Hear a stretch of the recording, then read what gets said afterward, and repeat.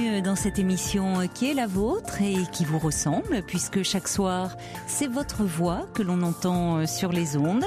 La ligne est ouverte au 39 21, 2h30 de direct chaque soir sur Europe 1 pour me parler de vous et me confier toutes les questions qui vous préoccupent. 39 21 pour me parler, pour dialoguer aussi peut-être avec un auditeur ou une auditrice, et à l'autre bout du fil, Quentin et Paul pour vous accueillir ce soir avec la complicité de Philippe Chartier. Et vous avez également les mails à votre disposition, europe1.fr, et tous vos messages également qui me parviennent par SMS au 7 39 21. Jusqu'à 1h sur Europe 1. Caroline Dublanche. Et Charlotte qui démarre avec nous. Bonsoir Charlotte. Bonsoir. Vous vouliez nous donner des nouvelles puisqu'on s'était parlé il y a quelque temps ? Voilà, tout à fait. Et puis, j'aurais eu besoin d'avoir un petit peu votre ressenti par rapport à ce que je vis. Je veux bien, mais je vous sens très... attendez, sur une question de son, il y a un petit souci, je vous sens assez loin. Vous avez mis un haut-parleur ? Oui, on dirait que vous êtes très loin. Du tout. Ah ben là, ça va mieux déjà, vous vous rapprochez. Là, je ne sais pas ce que vous faites, mais vous vous rapprochez de moi. D'accord, ok. Ouais. Non, mais je là, peut-être c'est pas mal, mieux, ça va, là, merci. Ok. Donc, en fait, déjà, je voulais savoir une chose. Alors, en fait, déjà, ce qui se passe pour moi, j'ai quand même plutôt bien évolué. Par contre... Alors, là, resituez un petit peu quand même, hein, parce que voilà, donc, vous aviez appelé, vous aviez des troubles ORL. Oui. Alors, en fait, j'ai une perte dite de perception avec une surdité soudaine qui est due à un choc sonore dans le cadre de ce que j'entreprenais là, à mon avis, bien qu'on s'est rendu compte que ça pouvait être aussi génétique et dû à mon enfance parce que je faisais pas mal d'otites petites, et quelque part on se rend compte que j'avais ça quand même depuis pas mal de temps et que ça s'est développé là à cet âge-là. Et que c'est quelque chose qui peut apparaître, normalement qui apparaît à 60 ans, et qui peut apparaître à partir de 35, et de plus en plus de personnes commencent à... C'est votre âge, 35 ans. Dites-moi Charlotte, en fait, c'est pas avec moi que vous avez dû parler de ça. C'est certainement avec Sophie, parce que ça ne me dit rien du tout, là, ce que vous... J'ai eu une jeune femme qui était malentendante, elle, qui avait été appareillée, et donc je pensais, mais c'est avec Sophie que vous avez parlé. C'est ça, tout à fait. Oui, d'accord, je comprends mieux. D'accord, parce que là, je vous écoutais et ça me disait rien. D'accord. Voilà. Et donc, en fait, si vous voulez, moi, j'ai trouvé des solutions pour ça. Donc là, j'attends mon appareillage, en fait. Et puis, j'observe la vie différemment. J'essaye de me maîtriser. Bon, parfois, forcément, ça joue un petit peu sur la confusion et tout ça, mais je vois la vie complètement autrement. Par contre, ce qui est quand même délicat et compliqué, c'est que c'est venu d'un seul coup, alors que j'étais dans une bonne évaluation. Heureusement, par rapport à toutes les évolutions, qu'elles soient sociales, etc., je suis entre de bonnes mains, donc je ne m'inquiète pas pour ça, et tant mieux. Par contre, c'est vis-à-vis de mon entourage, mes amis, ça va encore, mais surtout ma famille, où depuis que je leur ai annoncé que j'avais cette perte, je les ai trouvés un peu distants et pas compréhensifs vis-à-vis de ça. Et j'en souffre un petit peu, en fait. Ça me blesse, en fait. Vous êtes étonnée de leur réaction ? De leur réaction, oui. Pourquoi cette distance ? Oui. Tout d'un coup. Et en fait, il y a quelque chose qui revient beaucoup.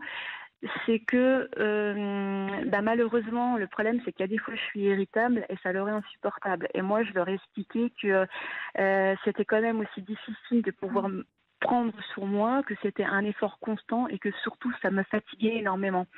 Et le problème, c'est que il y a des tensions qui me blessent énormément parce que déjà, ça l'était déjà auparavant pour d'autres raisons et ça s'était amélioré et d'un seul coup, ça revient avec cette surdité soudaine. Et le fait que ce soit soudain pour moi, j'ai pas compris quoi. On se sent complètement ailleurs en fait. Et du coup, je me suis rendu compte que qui dit surdité de perception, en fait, je me rendais compte que j'avais du mal à percevoir aussi le monde extérieur, c'est-à-dire pas tant que l'environnement, mais aussi les personnes. Et que il y a des fois, heureusement c'est aléatoire, c'est pas tout le temps, il y a des fois je sais plus avec qui je parle quoi. Il y a quelque chose qui revient souvent. Je m'interroge sans arrêt de est-ce que les gens sont sincères avec moi ou est-ce que les gens me manipulent? Et ça c'est quelque chose qui est en fait nouveau depuis que je vis cette situation. Et quand vous dites les gens, c'est les gens en général ou c'est au sein de votre famille? Les gens en général, ouais. Et les gens avec lesquels, alors je précise, les gens avec lesquels je suis le plus proche en fait. Et ça me le fait aussi parfois dans ma famille. Et je trouvais quand même un petit peu curieux de m'interroger, alors que ça me l'avait jamais fait. C'est-à-dire que cette sensation-là me coupe, complètement de beaucoup de choses que je faisais auparavant. Comme vous dites, c'est brutal aussi, donc c'est normal aussi. Il y a un temps d'adaptation. En revanche, c'est venu. Vous n'avez pas de raison. Le spécialiste de l'ORL que vous avez consulté ne sait pas vraiment à quoi c'est dû. Ça... Oui, apparemment, je vous dis, ça peut être effectivement parce que ça peut être génétique, parce que aussi dans ma famille, on a eu pas mal d'acouphènes, on a eu pas mal de soucis ORL. Alors leur réaction est d'autant plus surprenante. Ou est-ce que déjà, par rapport à des inquiétudes que vous aviez ou des soucis, est-ce que vous aviez l'impression de ne pas être entendu au sein de votre famille, ou pas suffisamment réconforté? Oui, tout à fait. Et je me suis posé la question si par rapport à ce que j'avais vécu dans mon passé, si justement ça aurait pas pu créer un choc. Je ne sais pas, moi. Comme c'est pas avec moi que vous avez parlé, Charlotte, je ne sais pas du tout. Oui, mais je ne sais pas ce que vous avez vécu dans votre passé. Si, parce qu'on en avait déjà parlé ensemble, mais bon, j'avais plus trop envie de revenir. Oui, mais c'était pas avec moi, donc Pas par rapport au trouble ORL, mais par rapport à mon passé, si, sur d'autres choses. Oui, mais alors là, j'avoue que j'ai du mal à raccrocher un peu les wagons. Est-ce que alors il y a une histoire familiale derrière ou c'est pas simplement par rapport à ce symptôme là que vous développez que vous ne vous sentez pas suffisamment soutenu par votre famille? Bon, il y a déjà à la base quelque chose de compliqué dans les rapports que vous avez avec votre famille, déjà bien avant ça. Et alors, ce que vous ressentez par rapport à eux et le fait que peut-être vous vous posez des questions sur la sincérité, ça a à voir avec votre histoire. Avec ce qui s'est passé, comme vous dites, est-ce que vous travaillez là-dessus? Est-ce que vous en parlez? Et justement, j'ai du mal à faire le lien entre j'ai complètement un souci effectivement dit de perception et on s'est rendu compte que j'avais ça depuis aussi auparavant et que justement avec cette peur ça n'arrange pas les choses et j'ai du mal à situer effectivement je suis dans une confusion en fait des fois. Oui, mais maintenant votre voix, la façon dont vous me parlez me rappelle effectivement certaines choses et cette confusion vous l'évoquiez déjà un peu à certains moments. Elle n'est pas liée uniquement à ce que vous vivez là et qui est un peu, pour le moins d'ailleurs, anxiogène. D'un coup perdre d'un côté, ça coupe un peu des autres, voire beaucoup. Et déjà dans vos relations familiales, il y avait une problématique un peu particulière. Et vous dites cet état où vous vous demandez vous-même, vous ne savez plus très bien quoi penser. Ou si ce que vous pensez est fondé ou pas. Donc ça va pas se débloquer. Ça accentue, je dirais, le symptôme n'est que comment dire, un peu la surface immergée de l'iceberg. Le problème est aussi, il y a d'autres choses en arrière-plan, et je pense que vous êtes suivi par rapport à ça. Vous voyez quelqu'un, vous voyez un thérapeute. Oui, Bon. oui, tout à fait. Et c'est vraiment avec cette personne qu'il faut en parler. Vous voyez, pour ne juste, je crains, si vous voulez, que ça entraîne un petit peu plus de confusion d'en parler à différentes personnes, comme vous tentez le faire. Ouais. Il vaut mieux garder un fil conducteur, à mon avis. Okay. Mais alors moi, ce que je voulais quand même savoir aussi, c'est qu'est-ce qui fait que par rapport à... Parce que j'ai bien évolué sur différents points et d'un seul coup, je me rebloque comme avant. Pourquoi? Alors que par exemple, là, je rencontre différentes personnes avec lesquelles ça se passe très très bien, d'un point de vue amical et sentimental. Et il y a des périodes...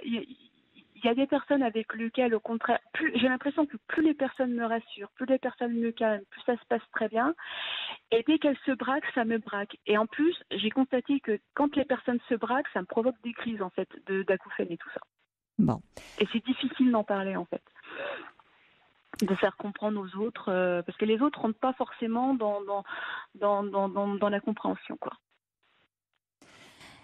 Ça, vous allez être appareillé. Donc ça va vous apporter déjà un confort, un certain. Il faut aussi attendre que le cerveau s'adapte. C'est bien que vous soyez appareillé rapidement pour que le cerveau, sinon, compense et autres. Donc c'est bien que vous soyez appareillé très rapidement après cette perte d'audition. Maintenant, donc vous allez vous sentir un peu moins coupé des autres, un peu moins isolé sur le plan de ce symptôme-là. Sur le plan de vos problèmes relationnels avec votre famille, avec les autres, ça c'est dans le cadre de votre thérapie que vous allez un peu trouver des voies de dégagement, des espaces un peu pour vous sécuriser. Mais je vous le répète, Charlotte, je pense que c'est pas une bonne chose de vous disperser en appelant. Puisque c'est vrai que c'est pas la première fois que vous appelez la libre antenne et que vous avez, je pense, parlé à différentes d'entre nous d'ailleurs, à Sophie, peut-être à Roland, peut-être. Et vous voyez, à chaque fois d'avoir un interlocuteur différent, ça ajoute un peu plus à votre confusion. Ça ne règle rien. Ça vous apaise peut-être sur le moment où vous vous sentez peut-être un peu rassuré d'avoir parlé à quelqu'un. Mais je pense qu'il faudrait vraiment, moi je vous recommande de vous centrer sur votre thérapie. Vous le voyez régulièrement, ce thérapeute? Du coup, j'avais bien évolué, donc j'avais un petit peu coupé, mais là, forcément, avec ce truc soudain, oui, plus régulièrement. Ouais. Bon, c'est une bonne chose que vous repreniez contact avec lui, et puis, vous allez voir, en étant appareillé, déjà, vous vous sentirez mieux sur ce plan-là. Pour vous donner un peu de temps. D'accord? D'accord. Ok, très bien. Bon courage, Charlotte. Merci beaucoup de votre écoute. Au revoir. Merci, bon courage. Toutes vos confidences à Caroline Dublanche au 39 21. 39 21. 50 centimes la minute plus coût de l'appel.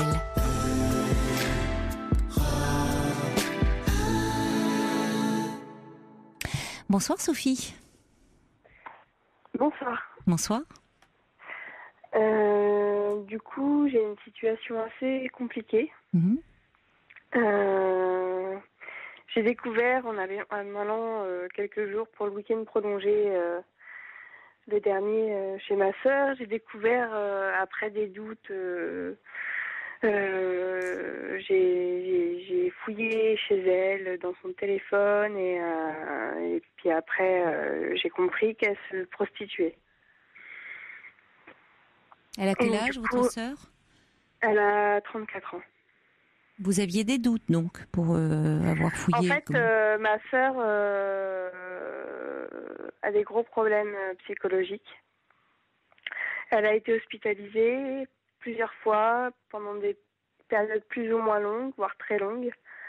Les raisons principales de ces hospitalisations étaient des TOC et un état dépressif grave. Et ce week-end, elle m'a dit tout va bien, je vais peut-être arrêter de voir mon psychiatre, puis j'en ai marre des effets secondaires de mes médicaments, je pense que je vais arrêter aussi. toute façon, ça change rien à mes tocs, j'en ai toujours, etc. Et comme le week-end fut long, j'ai eu le temps de découvrir donc qu'elle se prostituait. Elle se sent mieux là, si elle veut arrêter. Quand vous l'avez vue, elle était de. Alors Comment moi, vous je l'avez l'ai pas vu trouvée? mieux. Non, Je mais ne l'ai pas vu mieux, mais elle a dit qu'elle était mieux, qu'elle les sentait bien. est-ce que vous l'avez trouvée plus fébrile, c'est-à-dire Je l'ai pas sentie différente de ces dernières années où elle était mal. Elle a beaucoup dormi et puis en plus, au fur et à mesure que moi j'essaye de l'aider, que j'essaye d'être présente, etc. Elle refuse mon aide en fait de façon finalement assez claire, mais qui n'était pas claire jusqu'à présent pour moi, mais là qui me saute aux yeux parce que j'ai essayé de la questionner de façon plus ou moins sur comment elle allait, etc. Et elle a été très très désagréable. J'étais avec mon compagnon chez elle, elle a été très désagréable. Ça faisait 1 an que j'étais pas allée chez elle. Elle était venue parce qu'on habite assez loin l'une de l'autre. Et je l'avais pas beaucoup vue. Et là, je fais le déplacement et elle était tout sauf chaleureuse, tout sauf accueillante, tout sauf agréable. Et j'ai été gentille, j'ai pris sur moi, comme je fais depuis des années. Mais je me rends compte vous êtes qu'elle a sa grande sœur? Vous êtes la sœur aînée? Non. Vous êtes plus jeune Non. qu'elle? Oui. Et vous vous occupez beaucoup d'elle apparemment? En fait, c'est difficile de voir sa sœur dans cet état-là. Non, mais c'est pas ça que je veux dire. Vos parents dans cette histoire, ils sont où Mes parents habitent loin aussi. Elle est partie en fait elle est en France, mais elle est loin. Sinon, ma famille, on habite tous les uns les autres assez près. Mon père s'est beaucoup occupé d'elle depuis ces épisodes d'hospitalisation. Sauf qu'il a un boulot très prenant aussi. Il arrive en fin de carrière de cadre, très très très prenant. Et j'ai l'impression que durant alors mon père a fait beaucoup d'efforts, s'est beaucoup remis en question parce que mes parents ont divorcé, et pour ma sœur la base de la raison de son mal-être, c'est le divorce et le fait que mes parents se soient disputés pendant des années. Donc elle a beaucoup mis la faute sur mes parents de son malheur qu'elle a exprimé, je dirais, autour de 25-27 ans. Et donc mon père a été très compréhensif, l'a soutenu, l'a aidé, a été à son écoute, a changé, a fait beaucoup d'efforts et s'est beaucoup remis en question. Mais, ces hospitalisations ont commencé quand elle était mineure ou elle était déjà majeure? Non, elle était déjà majeure. D'accord. Et votre mère? Et ma mère, du coup, est très dans le déni de tout ça. Pour ma mère, c'est un passage à vide. Elle va pas si mal que ça. Elle a juste besoin quand elle dort, c'est qu'elle a besoin de se reposer. Ses tocs, c'est pas si grave. Dans le déni, en fait, et dans le déni des responsabilités, en fait. Ma sœur reproche à ma mère de pas se remettre en question comme peut le faire mon père. Et donc, pendant toutes ces dernières années, ma sœur s'est beaucoup éloignée de ma mère parce qu'elle trouve qu'elle est dans le déni et qu'elle se remet pas en question et voilà. Et je vis la même chose avec ma mère. C'est vrai qu'elle est très égocentrique, qu'elle parle d'elle constamment, qu'elle s'intéresse pas du tout à nous, qu'elle ne pose pas du tout de questions sur nos études, sur notre vie, comment ça se passe, si on est bien. Elle parle d'elle. C'est pour ça que vous vous sentez aussi si responsable de votre sœur. Je me sens responsable parce que je suis quelqu'un qui aime ses proches, qui aime, qui voit que ça déraille et qui se dit, je vois pas ça comme, je me sens pas responsable. Mais je me sens, mais c'est peut-être mon tort aussi de vouloir l'aider parce que visiblement, oui, mais visiblement là, voilà, visiblement, elle n'a pas envie. Elle n'a pas envie et la démarche que vous avez eue, c'est toujours problématique en voulant aider, de jusqu'où on peut aider, jusqu'où Voilà. On peut être un peu, voire beaucoup intrusif en voulant aider. C'est pas rien d'aller fouiller dans un portable, d'aller fouiller dans des affaires, Ça rejoint un peu la discussion que j'avais eue avec une jeune femme hier, où finalement on rentre dans l'intimité d'un autre pour lequel on se fait du souci. Mais qu'est-ce qu'on fait une fois qu'on est confronté à certaines réalités qu'en fait on n'arrive pas à gérer parce que c'est pas de votre sort? Voyez, et c'est là où ça pose quand même les limites. L'aide ne consiste pas. L'aide peut aussi se faire comme vous le faites, puisque vous êtes soucieuse, vous aimez votre sœur, vous êtes soucieuse par rapport à elle de son état, d'autant plus que vous la sentez un peu seule, semble-t-il. Mais à un moment, c'est pas intervenir à sa place et décider à sa place. Ça peut être déjà lui faire part de votre inquiétude. Lui en parler, dire je me fais du souci pour toi. Du coup, ouais. Bon. Vous voyez, mais pas chercher à tout prix à trouver des preuves de mal-être. En fait, elle a le droit aussi, même une personne qui va mal psychiquement, a le droit d'avoir un jardin secret quand même, a le droit d'avoir des choses qu'elle garde pour elle-même. La chose, c'est qu'elle était très désagréable pendant le séjour. Et je suis d'accord avec vous, j'aurais pas dû fouiller et j'aurais pas dû regarder. Je suis arrivée, elle a pas dormi chez elle, elle nous a laissé dans l'appartement. Bon, elle n'avait pas envie, visiblement votre présence était compliquée. Alors on va continuer à se parler, hein, Sophie, bien sûr, ce sera après les informations. Donc ne raccrochez pas, on se reparle dans quelques minutes. À tout de suite.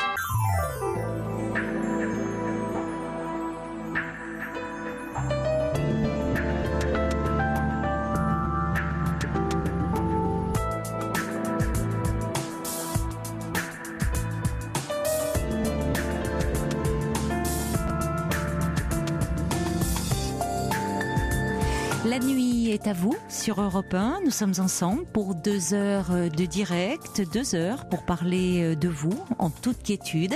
Le 3921 est à votre disposition et c'est un numéro que je vous invite également à composer si vous souhaitez à un moment donné au cours de l'émission dialoguer avec un auditeur ou une auditrice. Vous pouvez également donner votre point de vue par mail sur le site europe1.fr ou par SMS au 7 39 21. Alors on va retrouver Sophie.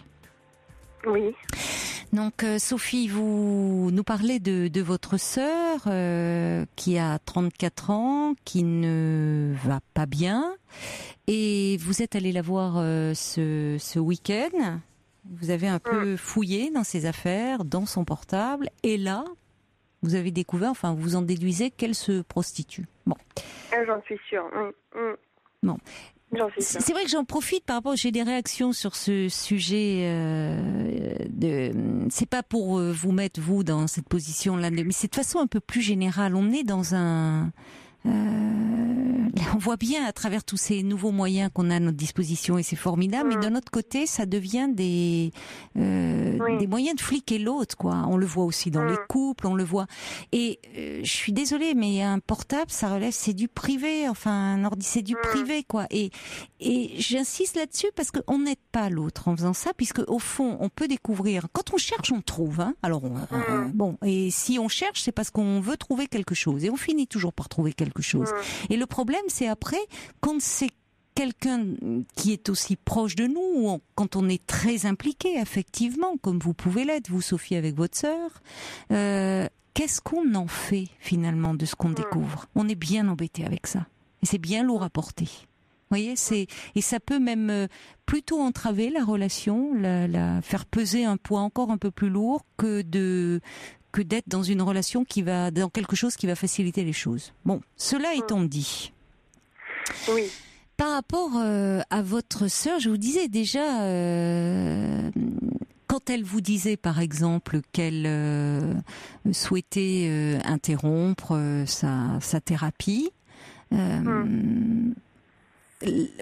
vous pourriez dire, est-ce que pourquoi? Qu'est-ce qui te fait dire tu ne t'y retrouves plus? Qu'est-ce qui se passe? Est-ce que tu risques pas d'être un peu compliqué pour toi. Vous pouvez lui faire part de votre inquiétude. Vous voyez, c'est parce que quelqu'un qui va mal sentir que à travers l'inquiétude que lui manifestent ses proches, il sent qu'il compte pour ces personnes. Mais j'ai essayé, quand elle me disait je vais bien, ça va mieux, je me dis ça fait combien de temps que ça va bien comme ça d'un coup, enfin c'est bizarre, d'un seul coup je fais la dépression, c'est long, c'est pas du jour au lendemain, enfin peut-être, je sais pas. Si c'est vraiment une dépression, vous voyez, là aussi, elle peut avoir aussi, des troubles de l'humeur, elle peut avoir des troubles qui sont au-delà de la dépression et qui peuvent expliquer que dans certaines phases, on voit notamment... Alors, je vais vous dire, je ne sais pas du tout ce dont souffre votre sœur, mais par exemple, dans des cas des situations de bipolarité, sur un plan clinique, il y a une telle, si vous voulez, une telle exaltation de l'humeur, une telle euphorie, qu'il y a des conduites comme ça très excessives dans tous les domaines, y compris dans le domaine de la sexualité, et parfois ça peut aller jusqu'à des choses de la prostitution ou aller dans des clubs échangistes ou des personnes qui le reste du temps n'auraient pas forcément ces désirs-là. Donc ça peut être aussi un symptôme de quelque chose, voyez. Et vous pensez que ça peut durer Mais je ne sais pas, puisque je ne sais pas ce dont souffre votre sœur au fond, voyez. Donc simplement, est-ce qu'elle est en arrêt maladie, elle est en invalidité non, ou elle travaille? Elle a repris le travail. Bon, c'est une bonne chose ça. Ça lui donne un cadre autour d'elle, c'est bien. Oui. Elle a repris le travail. C'est compliqué parce que du coup, qu'est-ce que je fais de tout ça? Est-ce que je le dis à mes parents? Est-ce que je le dis pas? Qu'est-ce que vous voulez dire à vos parents? Que j'ai découvert. Non, mais vous n'y pensez pas.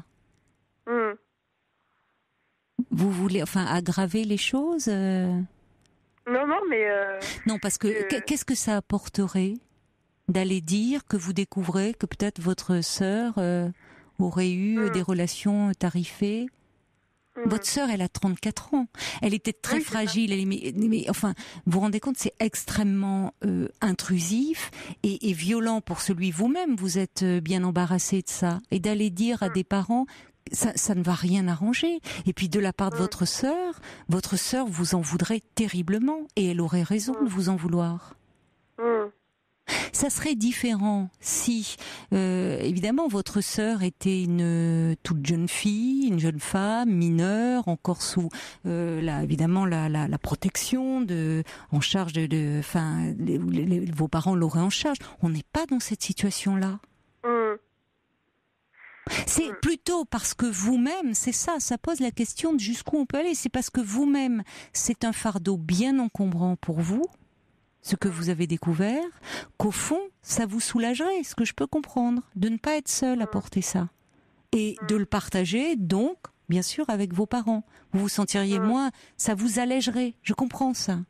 Mais le problème, c'est justement, ça pose aussi peut-être la question de la place que vous occupez. C'est-à-dire dans cette responsabilité que vous avez, dont vous vous sentez tellement impliqué, responsable de votre sœur. Peut-être trop. Et c'est peut-être aussi, ça peut expliquer que votre sœur, à certains moments, manifeste de l'agressivité un peu vis-à-vis de vous. C'est-à-dire cette trop grande, cette trop grande sollicitude, je dirais cette trop grande presque inquiétude. Quand elle vous dit je vais mieux, tu en es sûre, toujours. Vous voyez là, elle a peut-être besoin aussi qu'on soit moins sur elle, en tout cas peut-être pas de cette façon-là. Et c'est pour ça que c'est souvent très compliqué d'aider nos proches. Oui. Mais en tout cas, vraiment en parler à vos parents, je ne vois pas ce que ça pourrait apporter, si ce n'est un petit peu plus de chaos. Et puis vous, alors vraiment, est-ce que vous en avez parlé à votre sœur? Non. Bon, Non. donc, alors vous voyez, n'en ayant pas parlé à votre sœur, vous allez dévoiler à vos parents quelque chose de cet ordre-là qui relève d'une intimité, ça serait terrible. Et votre sœur aurait bien des raisons de vous en vouloir. Là, on n'est plus dans l'aide, là. Hein. Vous avez découvert des SMS échangés ? Oui, et aussi j'ai découvert sur Internet un site où poser, Mais qu'est-ce avec qui des vous fait photos parler professionnelles. de prostitution ? C'est-à-dire que c'est tarifé ? Ah ça, oui, c'est tarifé. C'est D'accord. un site Bon. de prostituées de luxe, comme on D'accord. dit. Bon. Voilà. Donc oui, j'en suis sûre. Bon. Bah oui, mais c'est pas une raison pour autant pour aller dévoiler ça à vos parents. D'accord. Ok. Mais en fait, je vous avais appelé parce que j'hésitais, et c'est vrai que ce soir, j'en suis convaincue qu'il faut pas le dire. Que c'est sa vie, qu'elle a 34 ans et que c'est sa vie justement, et que j'ai pas à m'en mêler, et que c'est vrai que voilà. Après, je l'ai fait, donc on peut pas dire j'aurais pas dû le faire. Et puis du coup, vous ne pouvez pas en parler avec elle parce que si on est dans cette démarche et qu'on découvre quelque chose, alors la logique pousserait qu'on en parle jusqu'au bout. C'est-à-dire, je me suis fait des soucis, j'ai fait ce que je n'aurais pas dû faire, j'ai découvert ça, mais vous-même, vous n'envisagez pas cette possibilité-là de l'évoquer avec votre sœur ou si. En fait, je prends le temps en fait de prendre des avis, et en fait tous les avis convergent vers ce que vous dites, c'est-à-dire de ne rien dire. Des avis autour de vous, de votre entourage ? Oui, voilà. Et du coup, je voulais analyser la situation, prendre le temps, pas rentrer en confrontation avec ma sœur en lui disant je sais, j'ai vu, qu'est-ce qui t'arrive. Je voulais pas rentrer en conflit ou l'accuser ou la juger. Et c'est vrai que je n'ai rien dit, et que je voulais que je vous appelle ce soir, et que j'en ai parlé à quelques personnes autour de moi. Donc du coup. Et tous vous ont dit de garder ça pour vous. Exactement. Et peut-être, vous, si c'est trop lourd à porter, d'en parler, vous. Même, c'est pas de vous lancer dans une thérapie, mais peut-être d'avoir quelques séances pour... Je fais une thérapie personnelle. Justement, ma psy est d'accord, enfin m'a conseillé aussi de ne rien dire, mais je voulais plusieurs avis de professionnels. Et tous les avis convergent, donc je suis rassurée, et c'est à moi de. Oui, et interrogez-vous sur, laissez un peu votre sœur, occupez-vous de vous, puisque finalement, il y a quelque chose dans son histoire, plus vous allez l'aider, plus elle risque de se montrer agressive avec vous. Et là, on n'est pas dans quelque chose de laide. Hein. En tout cas, dévoiler quelque chose qui relève de sa vie privée, de sa vie intime, serait catastrophique. On a tous des zones d'ombre. Et on n'a pas envie que ces zones d'ombre et des choses qui concernent des choses aussi compliquées, mystérieuses, inexplicables que sa sexualité, que ça soit discuté, débattu en famille. Ça serait l'horreur. Vous imaginez un instant, vous, que vos fantasmes, vos désirs, votre sexualité soient débattus en famille ? C'est horrible. On est dans une mise à nu sauvage. Donc attention, sous couvert de bien, de ne pas faire terriblement du mal. Et on profite quand même, une mise en garde, parce qu'on est dans une société qui veut ça, terriblement transparente. On le voit aussi, il y a vraiment une tyrannie à l'intérieur des couples où de tout se dire, de fouiller, non content de fouiller les âmes, on veut fouiller les corps, on veut tout savoir, et c'est dévastateur. On est dans quelque chose de... Vous savez, dans les sociétés totalitaires, on est dans ce rapport-là, hein, on ne peut rien cacher. Oui, c'est vrai. La seule chose qu'on peut cacher, c'est effectivement encore ses pensées. Vous voyez, on peut s'évader comme ça, c'est tout. Le reste, tout est fliqué. Attention. Alors, par rapport à vous, bien sûr que c'est compliqué pour vous de ce que vous avez découvert, et c'est bien que vous soyez, vous, en thérapie, que vous puissiez en parler, et puis peut-être comprendre aussi la place que vous occupez au sein de votre famille. On a tous une place qui est assignée, qui nous est assignée parfois. Et ce qui part au départ d'un désir de bien faire auprès de votre sœur et de vouloir l'aider, semble-t-il, se retourne contre vous, là. Y compris dans l'agressivité qu'elle vous manifeste. Donc, c'est peut-être le moment de marquer un petit peu de distance et de trouver un autre mode de relation avec elle. Mais pour l'instant, j'ai envie de mettre de la distance et je vois pas d'autre solution que la distance et j'ai vraiment plus envie de... C'est pas que je la juge et qu'à cause de ça que je veux prendre de la distance, c'est vraiment que je veux me détacher d'elle, de plus être dans cette relation finalement qui n'amène à rien et qui est même, je dirais, malsaine. Mais du coup, j'ai du mal à imaginer une autre sorte de relation, en fait. J'ai du mal à imaginer comment ça peut être autrement.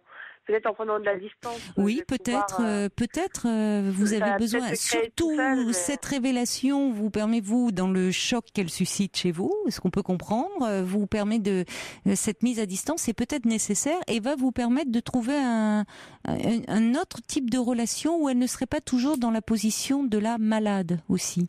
Parce que une personne qui souffre de troubles psychiques ne se résume pas à ses symptômes et à sa souffrance psychique. De la même façon que nos comportements ne nous définissent pas, ne nous résument pas. On peut pas résumer quelqu'un de ses comportements. Ça serait une simplification terrible. La même chose, ce statut parfois de malade, de patient désigné, comme on dit au sein d'une famille, peut être très lourd à porter parce qu'on n'en sort plus. Cette personne est toujours la malade. Or, parfois, cette personne qui paraît la plus fragile, qui le manifeste en tout cas au sein d'une famille, elle porte sur elle tous les symptômes d'un groupe familial. Donc, prenez un peu de distance, aidez-vous, ça va vous aider aussi cette thérapie, et peut-être que vos relations finalement avec votre sœur s'en porteront mieux au final. D'accord ? Très bien. Ok. Merci beaucoup. Bon courage Sophie. Au revoir. Merci. Au revoir. Nous sommes ensemble et en direct jusqu'à 1h du matin et la ligne est ouverte au 39 21 39 21 si vous souhaitez me parler de vous ou réagir à un témoignage. Vous pouvez le faire à tout moment au cours de l'émission. Et c'est maintenant Leïla qui est avec nous. Bonsoir. Bonsoir. Bonsoir Leïla. Là, Vous êtes un peu intimidée. Vous êtes un peu perturbée en ce moment et en plus intimidée. Vous voulez que je vous aide un petit peu ? S'il vous plaît, oui. Donc, vous êtes une jeune femme de 30 ans et la semaine dernière, donc, vous avez fait une interruption volontaire de grossesse et depuis, vous ne vous sentez pas bien. C'est ça. En fait, je suis mariée, j'ai 2 enfants, je travaille, j'ai une situation plutôt stable. Oui. Et en fait, j'ai un bébé de 10 mois, donc je ne me sentais pas physiquement et mentalement prête à vivre une seconde grossesse, une 3e grossesse. Et d'un commun accord avec mon mari, on a décidé d'interrompre la grossesse, sauf que lui, il est en déplacement depuis maintenant 6 mois. Et en fait, il est rentré 2 semaines en vacances pour nous voir sa famille, ses enfants, et je suis tombée enceinte. Donc on l'a appris la veille de son départ. Oui. Et donc j'ai dû faire ça toute seule. Oui, vous étiez seule au moment où ça s'est passé. Il n'était pas auprès de vous physiquement, un peu pour vous réconforter. Voilà. Donc il y a personne qui est au courant, étant donné que je suis musulmane et que chez nous ça se pratique pas. Mais je voulais pas faire un bébé juste parce qu'il était là et je me sentais pas les épaules de l'assumer, étant donné que quand je suis enceinte, je suis tout le temps malade en fait. Pour mes 2 enfants, j'ai passé les 6 premiers mois à alité, voilà. Oh là là, ma pauvre. Là, vous aviez des nausées très importantes. Nausées, vertiges, malaise, dans les pommes. Jusqu'à 6 mois, jusqu'à les 6 premiers mois comme ça. Oui. Oui, puis parfois ça peut le faire à une grossesse et pas à l'autre, mais en tout cas. Et puis vous avez un bébé de 10 mois là, donc qui vous demande, qui vous sollicite encore beaucoup, qui demande beaucoup de soins et d'attention. C'est ça. Elle fait toujours pas ses nuits, donc. Ah oui, bon, elle ne fait pas ses nuits. Non. Il serait temps qu'elle fasse ses nuits. Qu'est-ce qui lui arrive là? En fait, mon fils, il a fait ses nuits à 4 ans. À 4 ans? Oui, à 4 ans. J'étais enceinte de 7 mois quand il a commencé à faire des vraies nuits. Et ma fille, je pense que c'est parti pour pareil. Oh là là, vous avez dû accumuler une fatigue terrible en plus. Extrême, ouais. Oui. Étant donné que mon mari n'est pas là, j'assume seule les 2 enfants, je travaille. Donc c'est vrai que je suis honnêtement sur les rotules. Je vous comprends, vous devez être vraiment fatiguée. Parce que en travail, vous travaillez à temps plein? Oui. Ah oui, il y a de quoi, en travaillant à temps plein et tout repose sur vos épaules. Et il n'y a personne autour de vous? Mes parents, mais bon, ils sont retraités, ils sont vieux, ils sont fatigués. Je pense qu'ils sont usés parce qu'ils ont eu 5 enfants aussi. Oui, ils ont donné de leur côté, ils sont un peu... Voilà. Donc là, c'est ma mère qui me garde ma fille en attendant qu'elle ait une place en crèche. Donc j'évite de les solliciter au maximum. Oui, déjà, elle garde, en attendant. Et vous attendez la place en crèche là? Oui, j'ai eu un appel cet après-midi. Elle rentre le 29 août. Ça va déjà un peu vous changer la vie là quand même. Hein. Oui. Un peu. Et en attendant, elle va un peu à la halte garderie de temps en temps? Non, j'ai pas réussi à avoir de place. D'accord. Oui, c'est compliqué de vous retrouver seule quand même dans un quotidien avec 2 petits enfants et dont un tout petit là, 10 mois qui. C'est ça.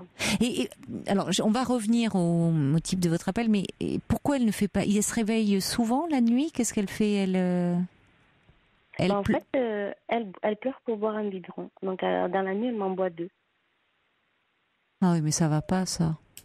Mais j'en ai parlé au pédiatre, elle m'a dit que ça devrait passer, qu'il fallait que j'arrête de lui mettre, mais quand je lui mets pas, les nuits, c'est même pas la peine. Et je me sens pas de la laisser pleurer.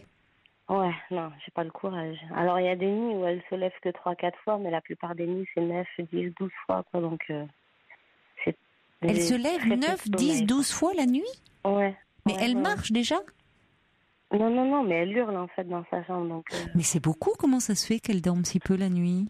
Mais je sais pas, mais comme mon fils c'était pareil, donc je crois qu'ils sont programmés. Oui, mais parce que vous... Alors c'est vrai que c'est compliqué, je suis pas moi pour laisser un bébé pleurer, je trouve que c'est pas une bonne chose, mais en même temps ils savent que vous êtes tout de suite là et à donner le biberon, et quand même à 10 mois 2 biberons la nuit, si elle mange bien la journée, c'est même pas de besoin de manger, enfin je sais pas ce que vous dit votre pédiatre, mais c'est besoin de présence. Ce matin elle a fait ses vaccins et a priori tout est normal, elle a pas un gros poids, elle est pas... Oui, elle n'est pas en dessous. Elle a besoin de boire. Elle n'est pas en dessous d'une cour. Non. Bon. Ni en dessous ni au-dessus, elle est bien. Elle est bien. Donc, elle n'aurait pas normalement besoin de biberon la nuit, cette petite fille. A priori, c'est rentré dans son rythme. Voilà. Oui, ça devient, vous avez raison. Ça devient des habitudes. Mais le problème, c'est que vous êtes épuisé.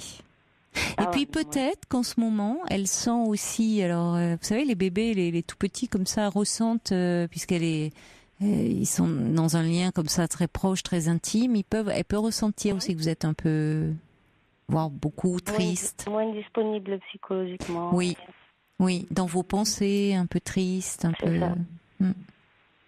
Oui, puis vous n'avez pas pu en parler, c'est ça. Et vous le vivez aussi un peu dans le côté un peu caché, secret, quoi. Ouais. Ça ajoute un peu à votre. Je peux pas en parler.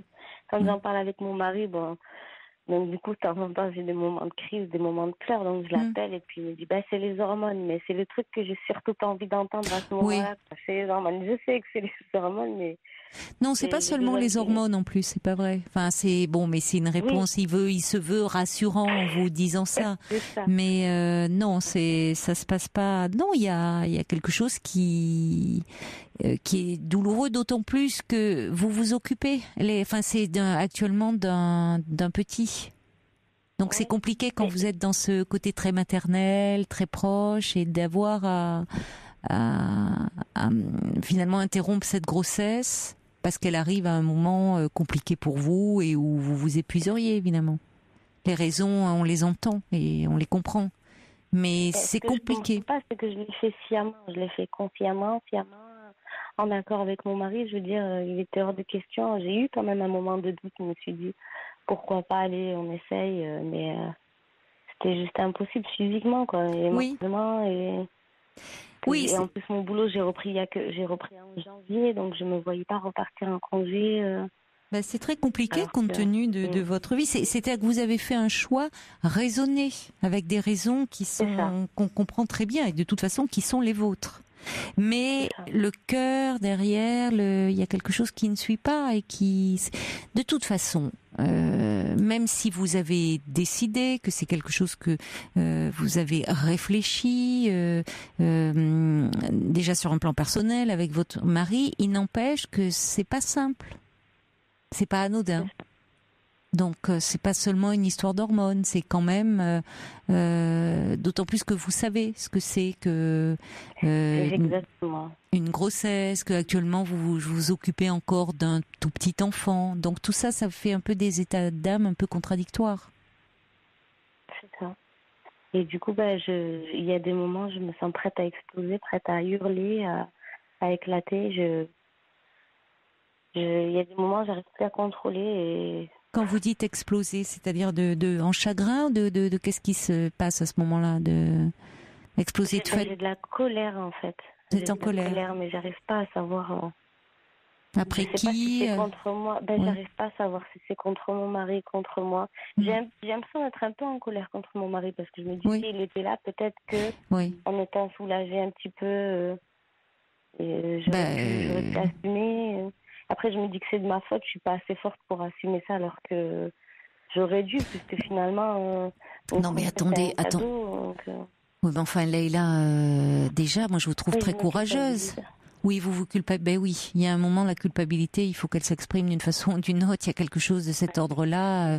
Il y a déjà, vous travaillez à temps plein. Vous avez 2 enfants petits, de 4 ans, une petite fille de 10 mois. Vous devez tout gérer. Enfin, vous ne pouvez pas vous appuyer sur quelqu'un. C'est énorme déjà ce que vous faites. Non, là, j'ai personne. Et votre mari... gérer les dentistes, l'orthophoniste, les judo, les filles. Mais tout ce qu'il y a, tout ce qu'il y a à faire, tous les rendez-vous, vous n'arrêtez pas de courir. Et il y a aussi cet épuisement un peu qui entre en ligne de compte. Il y a cet épuisement physique parce que déjà manquer de sommeil, c'est terrible. Ouais. Vous êtes épuisé. Il y a des jours où j'arrive même pas à faire une phrase parce que je trouve pas mes mots, j'arrive pas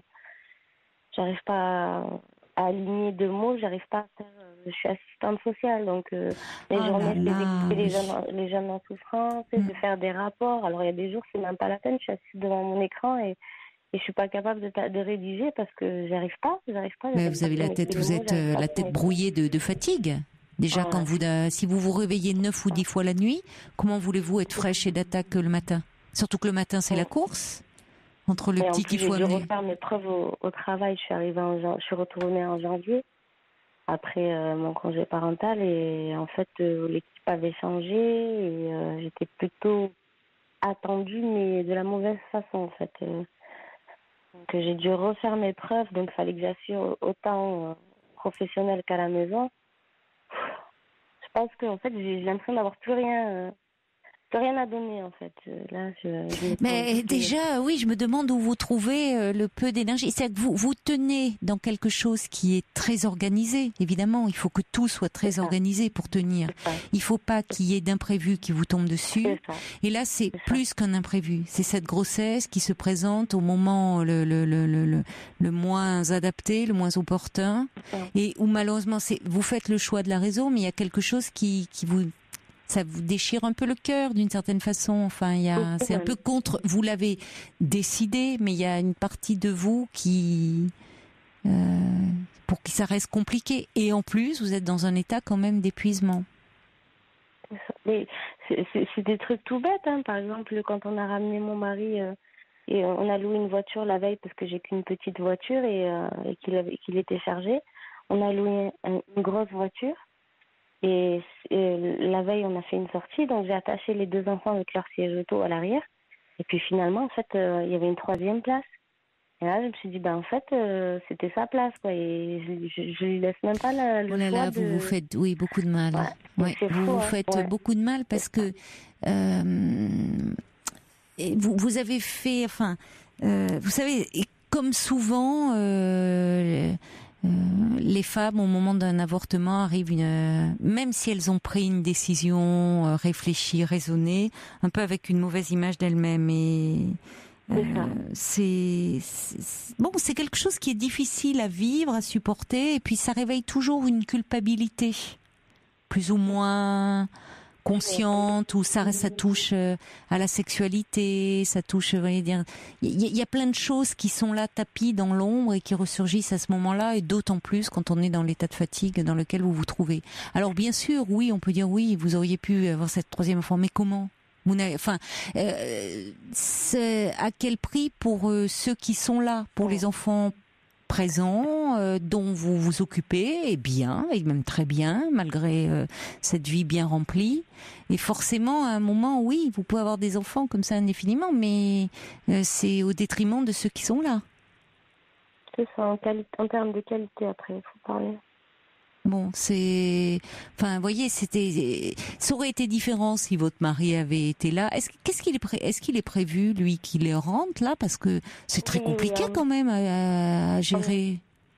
En fait, on était expatriés, on est parti habiter en Malaisie pendant 3 ans. D'accord. Moi, j'ai eu un congé sans solde de 2 ans, donc je suis partie un petit peu après et je rentrais un petit peu avant. Et entre-temps, en fait, pendant ces 2 ans, j'ai eu ma fille qui a aujourd'hui 10 mois. Voilà, vous n'avez pas chômé, hein.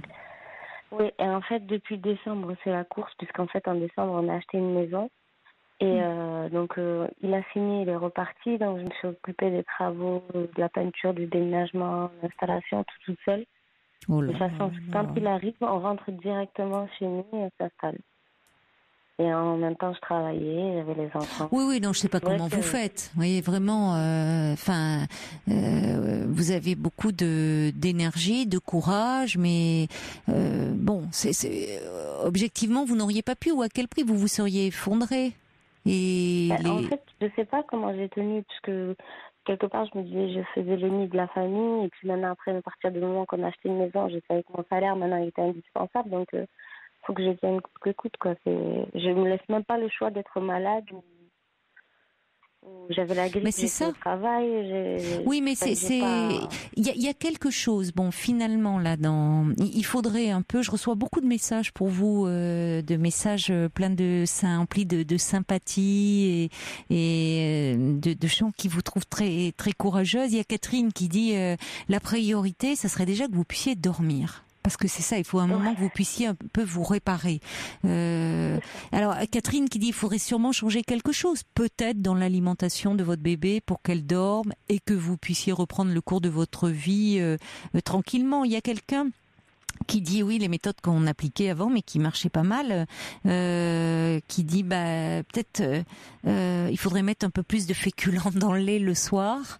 J'ai essayé. Mais oui, non, mais peut-être un peu. J'ai essayé d'épaissir le lait. Et oui. On a fait le sirop qui fait dormir en pharmacie qui est homéopathique. Ça marche pas, il n'y a rien à faire. J'ai essayé les suppos pour la poussée dentaire parce que là, elle a 10 mois, mais elle a déjà eu dents. Ah oui, donc ça fait beaucoup là. Ça n'a pas calmé, dolodent, j'ai tout essayé. Enfin, je peux vous assurer que. Mais je me doute que vous avez essayé tous les petits trucs. Il a fouillé, j'ai tout essayé, rien à faire.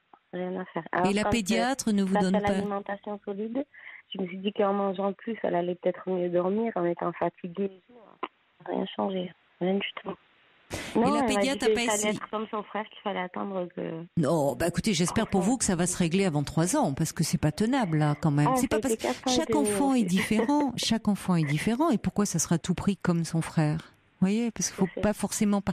Parce que si vous partez avec ça, vous savez, il y a peut-être un moment, et c'est là où c'est mieux évidemment quand on est 2. Hein, c'est bien d'être 2 pour élever des enfants, parce qu'à un moment, l'enfant peut. Il y a des habitudes, comme vous dites, de prise. La nuit, elle a besoin de maman aussi. C'est pas forcément tant qu'elle a faim, mais il y a maman qui vient et puis qui réconforte, qui prend dans les bras et avec du lait chaud. Et bon, on comprend qu'elle en redemande. J'ai essayé de la prendre aussi avec moi dans ma chambre et de la mettre dans mon lit et tout, mais c'est encore pire. En fait, elle dort pas parce que je suis à côté, donc elle veut même plus dormir. Là, oui, je pense que ça serait pas une bonne chose pour vous en étant seule qu'elle soit en plus. Oui, ça aurait pu à un moment. Et avec mon mari, on est partis 2 jours. Je l'ai laissé à ma mère en m'excusant d'avance, sachant qu'elle allait passer 2 nuits abominables. Elle a dormi toute la nuit. Elle s'est réveillée quand le matin, c'est ma mère qui l'a réveillée. Oh là là. Donc, vous voyez, oui, il y a quelque chose. Elle a fait ça. Ouais. Mais oui, mais parce que là, c'était pas maman. Elle savait que c'est pas maman qui venait la nuit. C'est ça. Donc, il y a quelque chose alors qui que ma mère, elle l'avait mise avec elle dans la chambre, alors que moi, je la fais dormir dans sa chambre toute seule. Et elle était dans la chambre avec ma mère, elle s'est pas réveillée de la nuit. Et là, pareil, moi, ça me fait rager, parce que j'ai ma petite sœur qui a accouché vendredi soir, elle a accouché. Sa petite, elle a même pas une semaine, elle dort de 22h à 8h le matin.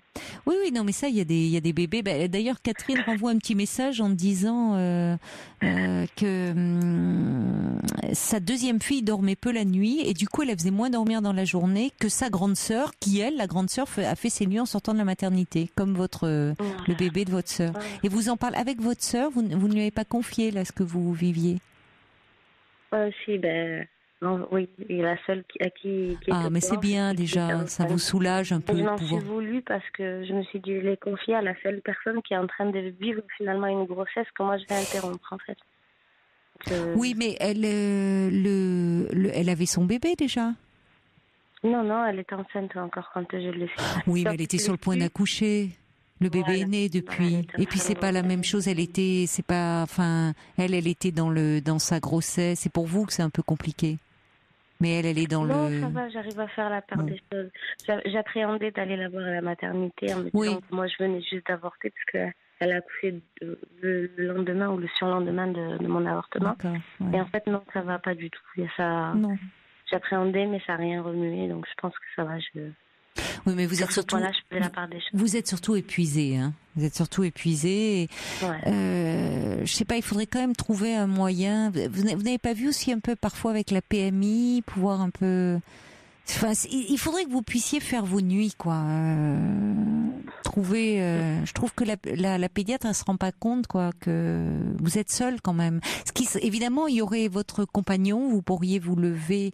Enfin, ça serait lui qui pourrait se lever la nuit et dire qu'il faut qu'elle vous laisse dormir, puisque vous voyez qu'elle peut le faire quand elle dort chez votre mère. Ah oui, mais c'est ça qui me rend folle. Et pareil, elle a dormi chez ma belle-mère 3 jours et elle a fait 3 nuits magnifiques, quoi. Donc c'est vraiment pour moi. C'est-à-dire que là, c'est pas le bon moment, parce qu'en ce moment, vous n'êtes pas bien, vous êtes anxieuse, elle peut d'autant plus le sentir et d'autant plus se coller à vous, être dans cette fusion un peu avec vous. Mais quand vous vous sentirez, vous, un peu mieux, peut-être vous pourrez essayer de lui parler à votre petite fille. J'ai essayé aussi. Mais peut-être réessayer, c'est pas magique, mais réessayer en étant convaincu vous-même. Parce que si vous lui parlez, mais en vous disant, de toute façon, elle va faire comme son frère, et j'en ai pris pour 4 ans de nuit blanche. Vous voyez, au fond, vous n'y croyez pas. Mais en disant, il y a des choses qui peuvent changer. Puisque elle est à un âge où elle pourrait faire ses nuits et dormir tout à fait tranquillement, et ça serait aussi bien pour elle. Et peut-être, à votre mère, vous pouvez lui dire de la faire un peu moins dormir la journée. Tant pis, mais peut-être qu'elle fait de longues siestes aussi, j'imagine. Elle dort 2 heures le matin et 2 heures l'après-midi. Peut-être essayer de la faire un peu moins dormir, réduire un peu. Alors j'ai essayé de lui faire une sieste plus le matin. Donc elle s'endort plus tôt par contre le soir, parce que je la couche à 20h30. D'accord. Et elle s'endort à 8h moins 10, 8h moins le quart. Oui. Et après, à partir de minuit, c'est rebelote. Il n'y a pas de... Et à minuit, à ce moment-là, peut-être un peu. Je vais plus tard le soir, mais honnêtement, moi, j'attends qu'une chose quand je rentre après avoir couché, vous avez besoin de souffler. C'est qu'il se couche, voilà. Et d'avoir mon heure, là, 1 heure et demie de. Mais un enfant couché à 8h30, bien sûr que vous en avez besoin. C'est évident que vous en avez besoin. Mais un enfant de 10 mois couché à 8h30 pourrait faire sa nuit complète et vous réveiller que le matin. Hein. Par rapport à votre inquiétude, parce que vous dites à un moment vous avez l'impression de pas bien faire, de pas vous en sortir. Je reçois un message d'un homme. Attendez, il faut que je le retrouve parce que c'est Christian qui dit: mon Dieu, quelle femme extraordinaire. J'espère que son mari se rend compte de tout ça, parce qu'il faudrait aussi qu'elle pense un peu à elle. Mais vous n'avez pas le temps, ma pauvre, de penser à vous. Vous voyez, c'est un homme qui vous envoie ce message. Et il me le dit qu'il me trouve forte et qui sait que c'est grâce à moi que le foyer tourne, quoi. Ah oui, vraiment, oui. Vous êtes très courageuse. Hein. Alors des petits trucs peut-être, et vous avez peut-être eu vous aussi un enfant ou des petits enfants qui ont le sommeil très très compliqué, et vous avez peut-être trouvé des petites choses. Ça aiderait Leïla, la 3921, les mails europe1.fr, les SMS 73921. Il y a quelqu'un qui dit: j'ai 3 grands enfants, mon dernier n'a fait ses nuits qu'à 4 ans comme le vôtre, je gérais tout toute seule. Je comprends ce que peut vivre Leïla, plein de courage à elle. Alors des petits trucs, il y a quelqu'un qui dit si peut-être une sucette, peut-être qu'elle a besoin de elle tète quelque chose. Elle l'a. Surtout essayer Là, elle se lève, elle hurle moins la nuit parce que depuis peut-être 3 semaines, un mois, elle arrive à attraper le bébé tout seul. Et à le prendre. Donc maintenant, je sais, mais j'ai mis plusieurs tétines, j'en ai mis 3-4 dans le lit. Et en fait, je lui prépare 2 bibis maintenant. Avant, je me relevais, j'en faisais un autre. Mais là, franchement, j'ai plus le courage, donc j'en prépare 2. Et puis, elle commence à fouiller et elle a compris que maintenant, c'était autour. Donc, elle se lève un peu moins. Ça commence à diminuer. Oui, il y a certainement des choses. Alors, peut-être qu'elle est un peu anxieuse aussi, comme dit Frésia. Il peut y avoir un peu une insécurité. Bon, il y a peut-être elle n'a pas de problème de reflux. Non. Alors il y a Cathy de Rennes qui parle des supports homéopathiques avec plusieurs choses dedans. Cathy dit que ça fait beaucoup de bien, elle a sa fille, que ça a marché. Et puis alors oui, la petite musique, la petite veilleuse, il n'y a pas des petits rituels comme ça? Peut-être. Peut-être une petite veilleuse, peut-être il y a des choses aussi au plafond. Il y a des choses comme ça que je l'ai acheté, mais je l'ai monté et j'ai jamais mis les bébés aiment beaucoup ça. Moi, j'ai une amie qui a un petit garçon comme ça dont le sommeil est très très difficile et elle a pris enfin c'est très bien fait, c'est comme une petite lampe, ça fait sous forme de veilleuse, c'est très doux hein, évidemment. Et puis ça se déclenche, il y a quelque chose, je sais pas si l'enfant se réveille, je sais pas comment. Il y a quelque chose qui fait on voit des animaux comme ça sur le plafond, des couleurs, enfin, et souvent elle dit que ça l'aide à se rendormir. Quand il y a des mouvements ou des... Je sais pas, oui, il y a quelque chose, j'avoue que j'ai pas regardé vraiment, mais elle dit que ça a un effet très apaisant. Et l'enfant se sent moins seul. Et puis il est un peu attiré par ces lumières, il y a des choses comme ça. Et puis sinon, ça c'est une bonne idée aussi, lui donner quelque chose où il y a votre odeur, peut-être un t-shirt que vous portez. Vous avez essayé beaucoup de choses, hein, forcément, c'est pas votre... Oui. Je peux vous dire, j'ai cherché... Mon fils, jusqu'à aujourd'hui, il dort avec un t-shirt à moi. Donc, dès qu'elle est née, la première chose que j'ai fait, c'est lui en mettre un, mais rien à faire. Elle le regarde même pas, elle ne m'approche pas. Alors que mon fils, il a 5 ans et demi maintenant et il dort encore avec. Alors il y a Catherine, Magali aussi qui disent il y a des consultations de pédiatrie aussi pour le sommeil qui s'intéressent un peu au sommeil des tout petits. Je trouve que la réponse de votre pédiatre, qui doit être très bien par ailleurs, mais elle se rend pas compte ce que vous devez. Enfin, c'est bien beau quand vous avez quelqu'un qui peut se lever, qu'on n'est pas seul à se lever. Vous êtes seul à vous lever et à tout assumer. Donc dire en plus ça va durer jusqu'à 4 ans. D'abord, on n'en sait rien. Elle peut faire ses nuits avant. Et peut-être ça vaudrait le coup de voir. Oui, c'est pour ça que je vous parlais de la PMI, parce qu'ils sont beaucoup confrontés à ces situations-là. Il y a des pédiatres, il y a des puéricultrices, vous voyez, ils travaillent un peu en équipe. Et je pense qu'ils pourraient prendre un peu en considération vraiment ce que vous vivez, essayer de vous trouver quelque chose. J'ai un peu de mal à m'orienter vers la PMI, étant donné qu'avec mon travail, en fait, c'est souvent des partenaires. En fait, c'est pratiquement des collègues de oui, travail. j'avais pas pensé à ça, comme vous êtes assistante sociale. Oui, c'est compliqué. Oui, je comprends ça. Oui. Cela dit, ça n'a rien de problématique. Vous voyez, ça vous remet pas en question en tant que maman. Mais oui, vous travaillez avec eux, donc c'est quelque chose qui relève un peu de votre intimité. C'est plus délicat, ouais. À ce moment-là, peut-être voir un peu ou par le médecin généraliste, ou voir oui, parce qu'il y a des pédiatres qui quand même s'intéressent un peu plus à ça, aux troubles du sommeil. Elle est bien par ailleurs. La plupart du temps, le conseil qu'on me donne, c'est de la laisser pleurer, mais honnêtement, j'arrive pas. ça. Je suis tellement fatiguée que dès qu'elle hurle, j'ai le corps qui se crispe, j'ai les oreilles qui... Je peux plus. Il y a des jours où je supporte même plus de l'entendre hurler parce que j'arrive à un tel état de fatigue que... Alors là, j'ai réussi à la laisser. En fait, j'ai pas dit à mes parents que j'avais pris quelques jours de congé.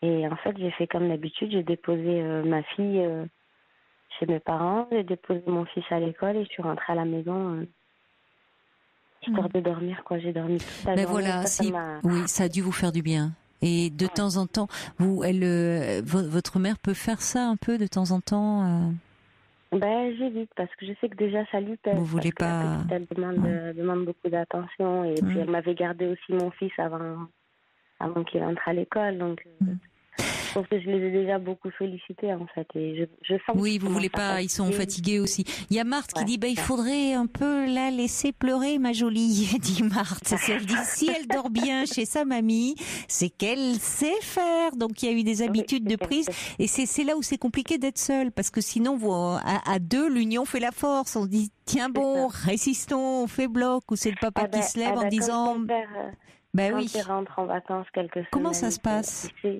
C'est lui qui se lève. Ça, de toute façon, il sait que quand il rentre, écoutez, célibataire sans enfant. Donc, qui prenne sa part. Il fait les courses, il fait le ménage, il fait tout. Pendant 2 semaines, je suis célibataire sans enfant, je lui dis. Donc, et alors, en fait, c'est lui qui se lève.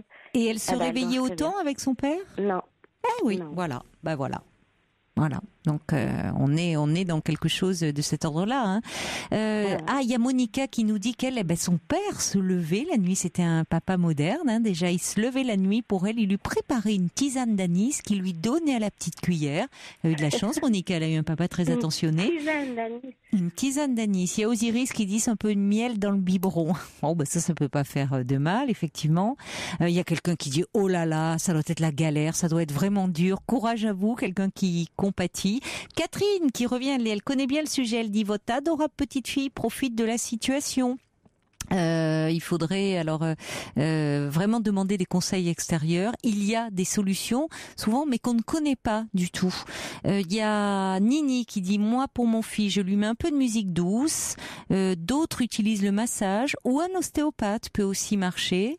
La laisser pleurer ne va pas changer les choses car c'est une détresse du bébé. C'est vrai que moi je suis un peu d'accord avec ça. J'aime pas trop le système de laisser pleurer les enfants parce que si c'est un peu d'anxiété de séparation, ça ne fait que renforcer ça. Donc l'ostéopathie, il y a de très bons ostéopathes pour les enfants. Il faut savoir pour les tout petits, pour les bébés.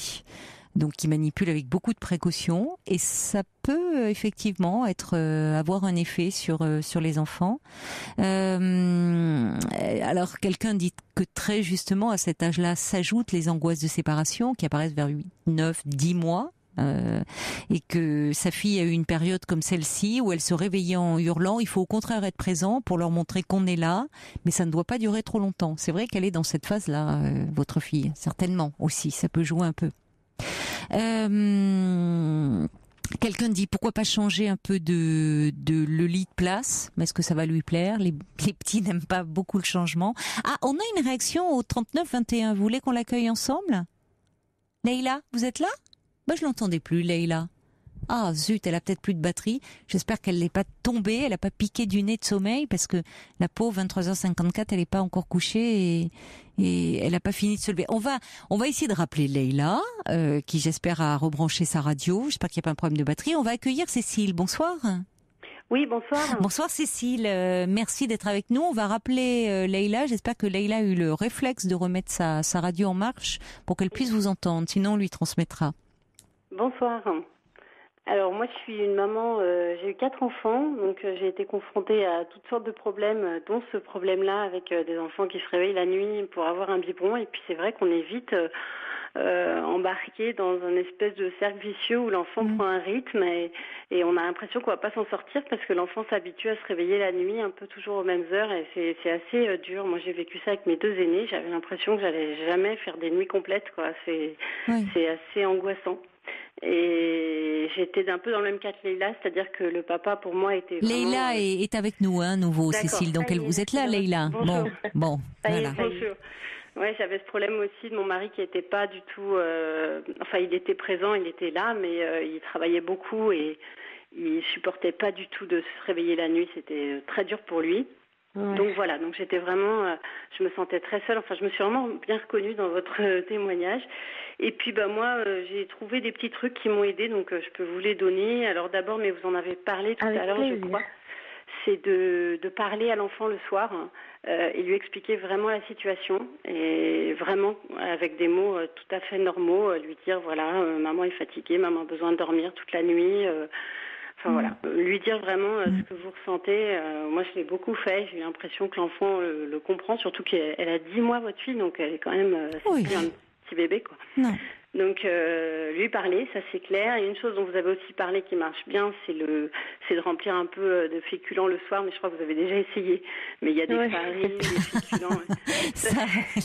C'est un peu recette de grand-mère. Mais qui marche. Vous savez, les recettes de grand-mère, ça peut être très très utile. Hein. Ouais. Et puis alors après, moi, il y a quelque chose que j'ai fait. Personne ne me l'a conseillé, mais je l'ai fait. Ne vous méprenez pas sur ce que je vais dire, mais il faut être un peu désagréable la nuit. C'est-à-dire que l'enfant qui pleure la nuit, on va le chercher, mais il ne faut pas lui faire des câlins, lui dire, faire durer un peu le biberon. Mais c'est vrai que c'est pas facile parce qu'on est fatigué la nuit, on a envie de le prendre, de dormir. C'est vrai qu'après moi, au bout de la 5e, 6e fois, j'ai plus envie de faire des câlins de toute façon. Mais en fait, il faut être un peu sec, c'est-à-dire prendre le bébé, lui donner le biberon. Pas trop de câlins, quoi, parce que c'est trop facile pour le bébé. Il est trop content. Il est bien avec sa maman.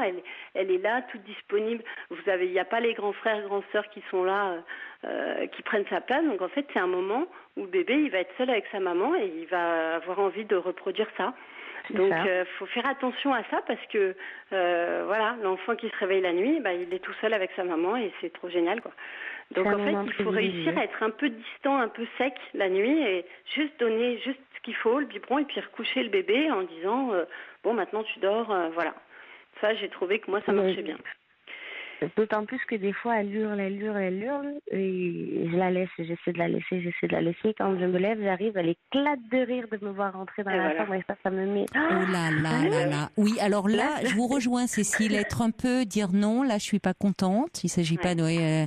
mais là, moi, je veux dormir, je te laisse, je ne reviendrai pas, parce que il y a pleurs et pleurs, c'est-à-dire vous le sentez bien, vous savez bien décoder le pleur qui est lié à un mal-être, à une angoisse, une inquiétude ou un mal-être physique, ou un problème. Le pleur vous voyez, vous rentrez dans sa chambre, elle éclate de rire. Donc elle est pas mal. Je pense qu'il faut pas laisser pleurer les enfants, pas trop. Non. Mais en revanche, quand on arrive, faut pas être trop sympa, quoi. Voilà, faut pas être trop câlin. Faut être très câlin le jour. On sent une maman excédée par des nuits blanches, où on passe à des solutions un peu plus radicales. Mais il faut que ça corresponde à votre humeur. Effectivement, ça vous fait pas plaisir de vous lever la nuit. Voilà. Donc, montrez-lui, quoi. Ça me fait pas plaisir. Donc, vous venez parce que vous êtes une bonne mère et vous allez donner le biberon et voilà. Et puis même le biberon, mettez peut-être couper le lait un peu d'eau, quoi, que ce soit pas trop nourrissant, pas trop bon en fait. Faut pas que ce soit trop bon. Et en revanche, quand vous allez le chercher le matin, les bonnes recettes de Tati Cécile, vous y allez avec un air revêche, un biberon dégoûtant. Et le matin, quand vous allez la chercher à la bonne heure, et ben là, vous êtes super accueillante, super aimable, super gentille, un bon biberon, un gros câlin, bravo, t'as bien dormi jusqu'à 8h, voilà. Et là, c'est des petites choses, mais je pense que le bébé, il perçoit ça et il voit la différence, quoi. Oui, que vous ne vous attardez pas trop, que la nuit, c'est vraiment, non, c'est pas le moment. C'est ça. Ça dérange. Voilà, et puis... Voilà, et puis une petite, on va changer d'indicatif. Fifi est en train de mettre un petit peu de musique douce. On va peut-être ça pendant quelques semaines. Oui, c'est Leïla qui va dormir, Fifi. Là, c'est pas la petite. Yaïsa, on a beaucoup. Merci, Cécile, vraiment d'avoir été avec nous pour vos conseils qui nous ont fait rire et qui peuvent être pertinents. Merci beaucoup. Yaïsa de Bordeaux qui dit moi j'adore cette maman. Elle est formidable, tellement courageuse. Et puis Frésia dit bah oui, et votre petite fille elle éclate de rire parce qu'elle est rassurée, c'est un bébé. Mais bon, essayez quand même de trouver des trucs, peut-être de prendre un avis d'un autre pédiatre. Enfin, vous voyez, il y a certainement des petites choses. Quand vous irez vous un petit peu mieux aussi, d'accord ? Il faut que vous retrouviez un peu de calme et que vous puissiez vous reposer. Je vous embrasse, Leïla.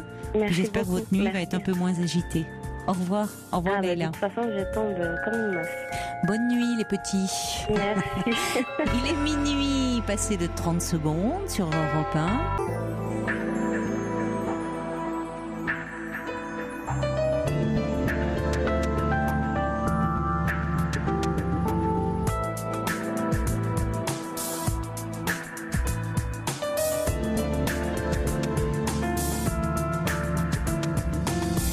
J'espère que la petite berceuse que nous a mise Fifi ne vous a pas tous endormis, parce que y a Margaret qui dit merci à Fifi pour tous ces bruitages, qu'est-ce que j'aime ça, qu'il en mette, qu'il continue à en mettre. Y a Frésia qui dit oui mais enfin on va accuser une chute d'audience si Fifi nous met des berceuses comme ça la nuit. Ça vous fait énormément réagir le témoignage de Leïla, donc cette jeune maman qui est seule puisque le père est en Malaisie avec ses 2 enfants, un bébé de 10 mois, un grand de 4 ans et la petite de 10 mois qui ne fait toujours pas ses nuits et qui la réveille 9 à 10 fois par nuit. Alors, il y a quelqu'un qui rejoint complètement les conseils donnés par Cécile, c'est Catherine qui dit elle a raison. En plus, en agissant comme ça, elle montre aussi à son bébé qu'il n'a pas de raison de s'inquiéter, que tout va bien, que la nuit c'est fait pour dormir bien tranquillement et que elle est là, mais à côté. Alors il y a Romain qui dit une jeune fille au père, ça pourrait vraiment peut-être une solution. Bah oui, évidemment, mais ça a un coût. Il y a quelqu'un qui dit peut-être qu'elle pourrait demander l'avis d'un autre pédiatre et être soutenue par son médecin qui pourrait aussi parler au bébé et expliquer au bébé que maintenant il faudrait qu'il dorme, oui, puisque le père ne peut pas le faire, un tiers pourrait le faire. Alors il y a encore, je vois des solutions radicales. Il y a quelqu'un qui me dit que le pédiatre a conseillé à sa sœur de mettre le bébé très loin, de mettre des boules caisses et de supporter un soir, de la laisser pleurer. Bon, alors j'ai pas la suite, je sais pas si ça a marché. Quelqu'un rejoint aussi Cécile en disant pour mes 3 enfants, je leur donnais seulement des biberons d'eau la nuit et à partir du 2e réveil, je ne leur parlais pas, je leur donnais la tétine et je repartais directement dans la chambre. On voit à quel point, en même temps, les nuits blanches, ça épuise, quoi. Je comprends qu'on puisse arriver à des situations comme ça, parce que c'est vrai que le manque de sommeil, c'est une torture, au bout d'un moment. Donc, en tout cas, beaucoup de messages pour Leïla, de messages de soutien, et on sent que c'est du vécu à travers tout ce que vous nous dites. Il y a Malika, elle dit, je me retrouve complètement dans ce que vit Leïla. Je conseille par expérience de laisser pleurer toute une nuit. Et s'il le faut, c'est ce que j'avais fait avec ma sortie de clinique et c'était terminé les réveils la nuit. Ça, je trouve ça un peu dur. Pardonnez-moi, mais surtout à la sortie de clinique sur un tout petit bébé. Franchement, moi, je trouve qu'un tout petit, on ne laisse pas pleurer un bébé. Je comprends qu'on puisse craquer, que ça soit fatigant, mais c'est quand même. Alors c'est vrai que si c'est pour qu'on est trop fatigué, énervé, on voit malheureusement des drames et des bébés qui sont secoués. Oui, il vaut encore mieux le laisser dormir, enfin pleurer. Mais tout petit, à éviter. Quand là, un enfant de 10 mois, déjà, on n'est pas dans le bébé de quelques semaines ou de quelques mois. Donc oui, progressivement, l'habituer à ce qu'elle ne réclame plus. Qu'est-ce qu'il y a d'autre, Alexandra? Non, je vois plus. Je suis un peu perdue parce qu'il y a tellement de messages qui arrivent. Désolée, il faut que je fasse peut-être le tri. Je vous en lirai avant la fin de cette émission. On aura d'ailleurs certainement d'autres réactions d'ici là. Mais là, on va changer de sujet avec Josiane qui est avec nous. Bonsoir, Josiane. Oui, bonsoir. Caroline. Oui, je vous téléphone parce que je suis un peu démoralisée parce que il y a, c'est-à-dire le 25 février 2015, j'ai été opérée pour un cancer du sein et donc d'ailleurs je vous avais appelé il y a plusieurs mois et j'avais eu beaucoup de témoignages qui m'ont beaucoup réconfortée. Bon, et maintenant, de ce côté-là, ça va. Vous aviez appelé après votre intervention, donc oui, après mon intervention. Oui, donc là, ça va mieux de ce côté-là. Oui, exactement. Oui. Oui, j'avais eu la chimio et les rayons. Et puis, bon, maintenant, les examens sont bons. Donc, bon, c'est déjà ça. Et puis, voilà. Donc, ça a l'air d'être bien pour l'instant. Voilà. Mais alors, bon, j'ai quand même été opérée de la cataracte il y a un mois, des 2 yeux. Oui. Bon, ça se passe bien, ça. Vous avez retrouvé une vision assez rapidement. Exactement. Bon. Oui. Il n'y a pas eu de problème. Mais alors maintenant, je dois être opérée du genou. On doit me mettre une prothèse et ça doit se faire le plus tôt possible. Alors bon. Je commence quand même par être un peu lassée, un peu avec tout ça. Et puis, bon, voilà. Mais enfin, c'est à faire de toute façon. Mais le problème, c'est que je suis vraiment seule. Et puis, donc, c'est pas facile quand on est seul. Oui. C'est bien sûr, c'est pas facile. Des problèmes de santé, c'est toujours, compliqué à traverser, et puis vous avez de gros problèmes de santé, et malheureusement, comme ça peut arriver, il y a une espèce d'enchaînement. Vous enchaînez les problèmes déjà séparément. C'est jamais agréable, mais alors là, c'est vraiment un enchaînement et c'est compliqué, d'être seul, parce que. Ah oui, vraiment, c'est la série là depuis un an. Franchement, moi qui avais une bonne santé avant, je n'avais jamais rien du tout. Et puis là, en un an, franchement. Ça fait beaucoup. Ah oui, quand même, parce que c'est surtout que je suis seule. C'est surtout ça, quoi. Vous êtes seule, c'est-à-dire que il y a même pas autour de vous, je sais pas, peut-être dans le voisinage, ou des amis qui pourraient un peu aller vous faire des courses, s'inquiéter de vous, prendre des nouvelles. Non, vraiment pas. Non, parce que bon, les voisins, ils ont appris que j'ai fait aussi des séjours en psychiatrie, et bon, ils auraient plutôt tendance à se moquer. Voilà, alors. Bon, et puis à être assez curieux aussi. Alors, finalement, non, je n'ai pas vraiment de soutien. Et vous êtes, soutien familial, soutien un peu amical, non?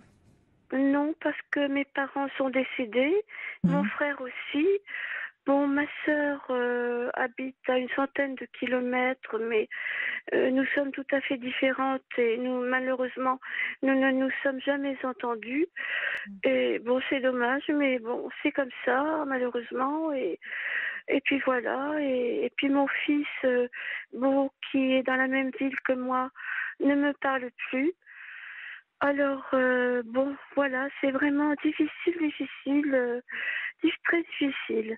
Alors, mon fils, il a habité avec moi à son retour de Belgique, parce qu'il avait été en Belgique avec sa copine, et puis bon, après, il ne s'entendait plus tous les deux, avec sa copine, et donc, il m'avait dit qu'il voudrait bien retourner dans la ville où je suis. Et donc, je lui avais payé son billet de train pour qu'il revienne. Et donc, il m'avait demandé si je pouvais l'héberger quelque temps, le temps qu'il trouve du travail. Alors, je lui avais dit qu'il n'y avait pas de problème, qu'il y avait de la place, et puis qu'il n'y avait pas de problème. Alors, il est arrivé, et puis, au début, il a cherché du travail, voilà, il en a trouvé, mais alors, le problème, c'est que il avait du mal à se réveiller, et il lui arrivait d'arriver en retard assez souvent. Chose qu'avant, non, pas du tout. Il n'arrivait pas en retard, il était sérieux. Et puis là, je sais pas, il avait du mal à se réveiller. Et puis il a fait plusieurs, parce qu'il était ambulancier. Et donc, il a fait plusieurs organismes d'ambulance. Et puis bon, finalement, on l'a pas gardé, évidemment, puisque il arrivait en retard. Et bon, voilà. Alors, il est resté chez moi. Et puis, il prenait le jour pour la nuit pour le jour. Voilà. Il était complètement décalé, oui. Et c'est pour ça que vous avez fini par vous fâcher, c'est-à-dire que pas fâché, non. Mais bon, je voyais bien qu'il y avait quelque chose qui n'allait pas et j'arrivais pas à bien comprendre. Et comme moi, je suis suivie par une psychiatre, je me suis dit, je vais prendre un rendez-vous pour lui aussi. Voilà. Donc, on y est allé ce jour-là. C'est-à-dire, j'avais même pas pris rendez-vous. J'avais rendez-vous, moi, et il est venu avec moi. Je lui ai dit, écoute, faudrait que tu viennes parce que c'est pas normal que tu restes comme ça, la journée au lit. Il est venu avec vous? Il a accepté? Oui, il a accepté. Il est venu. Et donc, j'ai expliqué donc, à ma psychiatre ce qui se passait. D'ailleurs, je lui avais déjà expliqué un petit peu avant. Et puis donc elle lui a parlé. Moi, je suis restée dans la salle d'attente. Elle lui a parlé. Et puis, finalement, elle m'a dit que ce serait peut-être bien qu'il soit hospitalisé. Alors moi, je m'y attendais pas du tout, vraiment pas du tout. J'étais surprise et puis voilà. Et qu'est-ce qu'il en disait, votre fils? Non, il n'était pas trop d'accord. Ça inquiète toujours un peu. Oui, mais bon. Voilà, exactement. Alors elle lui avait donné un traitement. Et au début, il prenait le traitement. Et puis après, il m'a dit que ça lui réussissait pas. Et puis il ne le prenait plus du tout. Alors il prenait quoi? C'est un traitement vous savez ce qu'il prenait? Non. C'est-à-dire que moi, j'ai appris depuis que donc il est diagnostiqué schizophrène. Ah oui. Et voilà. D'accord. Alors c'était loin de penser... Oui, donc il faudrait vraiment qu'il prenne, que c'était aussi grave. Voilà, exactement. Exactement. Oui, il faudrait vraiment qu'il prenne un traitement pour qu'il aiderait à être moins angoissé, parce qu'il y a des angoisses terribles. Il en est où aujourd'hui, votre fils? Donc, c'est-à-dire que moi, quand j'ai vu qu'il prenait plus son traitement, et puis moi, j'ai une petite pension aussi. Donc, au niveau de l'argent, c'était pas toujours évident non plus. Et puis, je me suis dit, moi, c'est peut-être parce que je suis trop à l'écoute, trop à l'écouter. Non, c'est vraiment lié à sa maladie qui fait qu'il est un peu hors de la réalité. C'est pas votre comportement qui est en cause forcément. Vous êtes là? Qu'est-ce qui se passe ce soir avec les téléphones? On a un souci, j'ai entendu que ça coupait et on n'a plus Josiane. Bon, on va passer un peu de musique et j'espère qu'on va la retrouver dans quelques minutes. Bon, on n'arrive pas à vous joindre, Josiane, il y a un petit souci. Quentin a essayé de vous rappeler, mais il me dit qu'il tombe sur un bip, bip, bip, comme si c'était mal raccroché. Donc, vous avez dû faire une fausse manipulation, à mon avis. J'espère que vous avez remis la radio, en revanche, parce que j'ai des messages pour vous. Et puis, vérifiez quand même que votre téléphone, à mon avis, n'est pas bien raccroché. Et comme ça, on va essayer de vous rappeler, ou vous pouvez nous rappeler au 39 21. J'ai des messages, en tout cas, pour l'intervention du genou. Déjà, il y a Monica qui vous comprend, est-ce qu'elle a été opérée et elle appréhendait aussi beaucoup, surtout que Monica est très active, forcément dans sa ferme avec ses agnelages. Bon, il faut qu'elle soit sur pied. Alors Monica dit, vous aurez de la rééducation post-opératoire, trouvez-vous un bon kiné. Le mien, dit Monica, est un vrai soutien moral et c'est très précieux. Un autre message qui dit, ne vous inquiétez pas, surtout pour l'opération des genoux, c'est maintenant très courant, très bien maîtrisé et ça vous paraîtra peu de choses comparé à ce que vous venez de traverser. C'est ce que dit Flo aussi. Elle dit, Josiane, c'est pas vital, un genou, même si ça peut faire beaucoup souffrir et ça handicape quand même beaucoup au quotidien. L'opération peut peut-être attendre un peu le temps de vous remettre moralement. C'est vrai. Après tout, il faut aussi que vous vous sentiez solide moralement. Il y a Catherine aussi qui dit, c'est vrai que ça fait beaucoup là depuis un an. Vous accumulez beaucoup de soucis. Cathy qui vous envoie plein d'ondes positives. dit. Elle dit qu'en vous entendant, on a envie de vous protéger. Peut-être qu'il y a des associations dans votre ville, dit Catherine, pour vous soutenir. Quant à votre fils, ne culpabilisez pas. Vous n'êtes pas responsable de sa maladie. Et en revanche, vous pouvez appeler l'UNAFAM. Qui est une association qui vient en aide aux personnes souffrant de troubles psychiques, de maladies psychiques, ainsi qu'à leurs proches, à leurs familles notamment.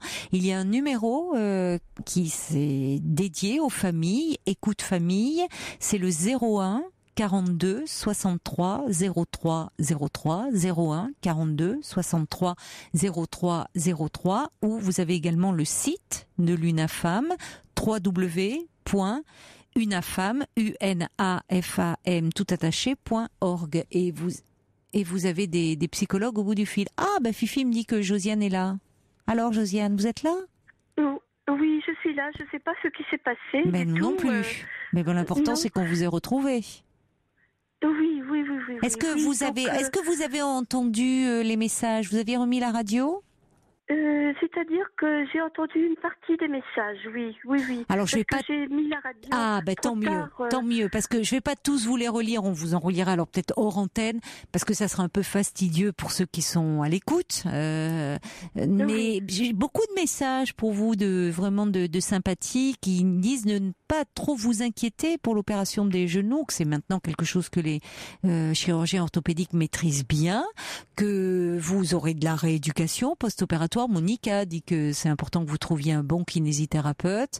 Flo disait qu'il fallait peut-être un peu attendre si vous n'étiez pas prête moralement, mais qu'en tout cas sur ce plan-là, vous serez bien prise en charge et voyez, vous aurez des aides. Quant à votre fils, c'est toujours douloureux pour des parents d'avoir un enfant qui ne va pas bien, qui se débat dans des difficultés très grandes. Lui-même, il est débordé par sa maladie.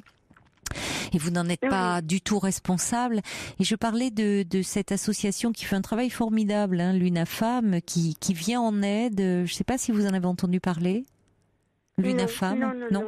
C'est une association qui vient en aide aux personnes souffrant de troubles psychiques, également à leurs proches. Et il y a un numéro qui est destiné aux familles qu'on vous communiquera hors antenne.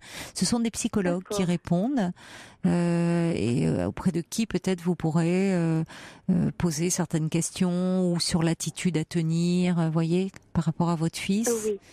Pour qu'il soit pris en charge.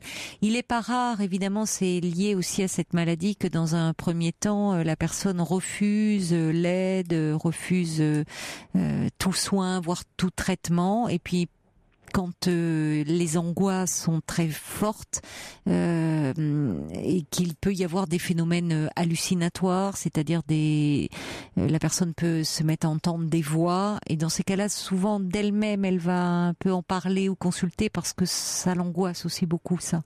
Et c'est là où on peut mettre en place quelque chose. Oui, d'accord, bon. Oui. Mais on vous donnera les coordonnées de cette association.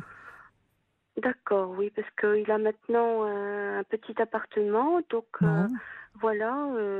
Mais alors, il ne vient plus me voir. C'est ça, je comprends pas du tout pourquoi il ne me parle plus. Voilà. Mais parce qu'il est peut-être trop. Oui, mais parce qu'il est. Ça, c'est une maladie qui désocialise beaucoup, enfin, qui crée des ruptures. Il peut y avoir une perte de contact même avec la réalité environnante. C'est pour ça que, vous savez, dans cet appartement, il ne travaille plus? Non. Et vous savez, dans cet appartement, il est dans votre ville ou il est ailleurs? Oui, il est dans ma ville, oui. Et vous n'allez pas le voir non plus? Si, j'allais le voir et bon, quelquefois il m'ouvrait. Et d'autres fois, il ne m'ouvrait pas. C'était vraiment... oui, c'est selon son état, en fait. Parfois, il est peut-être trop mal. Vous avez pu en parler à votre médecin traitant, un peu, de cette situation? Non, je ne lui en ai pas parlé. Non, je devrais peut-être. Oui, parce que votre fils aurait peut-être besoin d'être hospitalisé. Vous voyez. C'est-à-dire que, vous voyez, Caroline, c'est-à-dire ma psychiatre m'avait dit oui qu'il faudrait l'hospitaliser. Alors elle m'avait dit que bon, elle me proposait de venir chez moi et qu'il lui faudrait, s'il ne voulait pas, une hospitalisation d'office. Oui. Alors, elle m'a dit de faire venir mon ex-mari chez moi et donc que mon fils soit là aussi et qu'on verrait à ce moment-là ce qu'il y avait lieu de faire, parce que moi, je lui avais dit que il me disait qu'il se jetterait bien quand il passait sur un pont dans la ville, qu'il se jetterait bien par-dessus. Alors moi, j'étais vraiment inquiète. Je me disais, est-ce qu'il est suicidaire ou pas? Et j'en avais parlé à ma psychiatre, et elle m'avait dit que s'il était suicidaire, il fallait l'hospitaliser. Alors, elle est donc venue un soir chez moi, et bon, j'ai fait venir mon ex-mari, et il y avait mon fils aussi. Et donc, bon, elle a parlé longuement avec mon fils, et au bout de ce moment, elle nous a dit qu'il n'était pas suicidaire. Donc voilà, parce que moi, c'était surtout ça qui m'inquiétait. Et alors, elle nous a demandé donc s'il fallait l'hospitaliser ou pas. Et comme moi, j'avais dit à mon fils que c'était juste pour parler, moi, je n'étais pas trop d'accord, parce que ça aurait été trahir sa confiance aussi. Mais mon ex-mari, lui, il a tout de suite dit que oui, qu'il faudrait l'hospitaliser parce que depuis plusieurs mois, il n'allait pas bien. Oui. Donc, voilà. Alors, bon. C'était voilà. quand ça? C'était quand? C'était donc il y a bien 1 an et demi. Et depuis, vous n'avez pas de nouvelles? Et donc, c'est-à-dire, tout au début, il m'invitait chez lui à prendre le café l'après-midi, régulièrement. Donc, vraiment, il était très, très gentil. Oui. Et puis, c'est tout à coup comme ça que non, il n'a plus voulu... Mais oui, mais c'est voilà. Fréquent dans cette maladie. Hein. Il y a des ruptures, je vous dis, avec l'environnement, avec la réalité, avec la famille. Ils sont complètement submergés par trop d'angoisse. Donc, une hospitalisation est quand même très recommandée dans des moments de crise. Oui, mais... il a été hospitalisé, vous voyez, il a été hospitalisé. Mais bon, il a été hospitalisé, donc... alors vous avez fini. Et de lui-même, il a accepté? Non, parce que finalement, les pompiers sont venus le chercher. Et donc, voilà.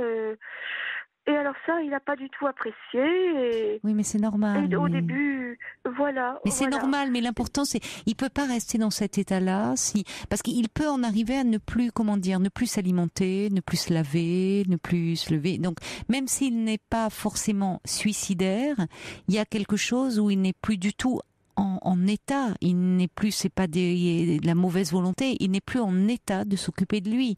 Ça veut dire il peut ne plus s'alimenter, je vous dis, ne plus rester dans un état de saleté épouvantable, ne plus se lever ou être dans des angoisses terribles. Donc on ne peut pas laisser quelqu'un dans cet état.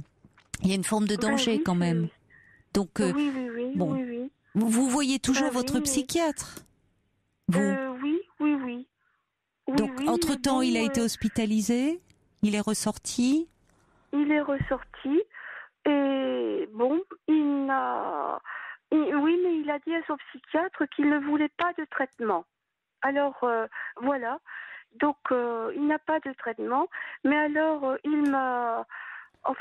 j'ai cru comprendre qu'il suivait une thérapie. Bon. Oui, si déjà si ça peut lui faire du bien, si déjà il se rend à ses rendez-vous, la thérapeute peut l'amener à prendre conscience de la nécessité d'un traitement au long cours, parce que c'est une maladie qui nécessite un traitement en continu. Et pour ces personnes, il peut même y avoir d'ailleurs, comme c'est la grande difficulté, beaucoup de personnes psychotiques arrêtent leur traitement parce qu'il y a des effets secondaires qui sont lourds. On peut leur proposer un système par injection aussi, ce qui fait que il n'y a pas cette prise. Vous voyez, donc il peut y avoir quelque chose de mis en place autour de lui. Vous ne l'avez pas vu depuis combien de temps au final? Parce que là, vous m'avez décrit par étapes. Depuis combien de temps n'avez-vous pas vu votre fils? C'est-à-dire, il était venu au baptême. Bon, on a encore un souci de téléphone. Je sais pas ça va pas être possible là.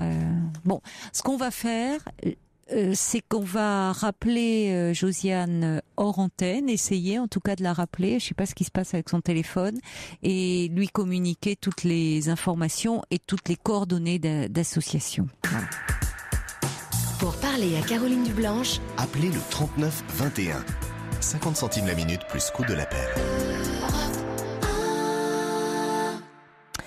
Bonsoir Alexandra. Bonsoir.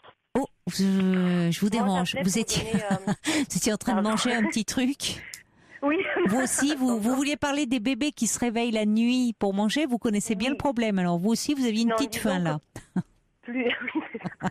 Ah, vous êtes prise en flagrant délit de gourmandise, ma chère Alexandra. Oui, en fait, je croque des glaçons, c'est plus une addiction. Vous croquez des glaçons? J'adore ça. Ouais. Ah bon? Ben vous avez de la chance, vous n'avez pas les dents et les gencives sensibles, vous. Non, du tout. Et j'en mange pas mal et c'est pas bien. Mais en fait, j'ai découvert qu'on aime beaucoup à faire ce genre de choses. À croquer des glaçons à minuit 38, comme ça. Bon. Ouais, en vous attendant. Ah ben écoutez, si ça vous fait plaisir, après tout. Bon, surtout, je voulais pas laisser Leïla, je suppose qu'elle n'est plus en ligne, mais on ne sait pas, parce qu'elle a des nuits, malheureusement, la pauvre, très difficiles. Qui sait, entre-temps, la petite s'est peut-être réveillée, hein. On espère qu'elle dort un peu, Leïla, mais bon. Ouais. On lui transmettra, puis ça peut servir peut-être à d'autres mamans, à d'autres papas épuisés. Vous aviez des petits trucs à donner quand on a un enfant qui ne dort pas. Moi, je suis un peu dans le même cas que Leïla, c'est-à-dire que moi, j'ai 2 enfants de 3 et 1 an. Que je gère seule. Ah bon, aussi? J'ai pas de famille non plus autour, mais là c'est vraiment 100%. J'ai pas mes parents à côté, ils sont à 600 km. Je suis vraiment toute seule dans mon coin. Et du coup, je m'étais moi plutôt penchée vers complètement l'opposé de tout ce qu'ont pu dire les autres intervenants. Oui. C'est-à-dire que moi je me suis plus branchée sur tout ce qui était parentalité positive, bien-être de l'enfant et bien-être familial en général. Ah, et il paraît qu'on développe beaucoup ça en ce moment. Il y a des stages de parentalité.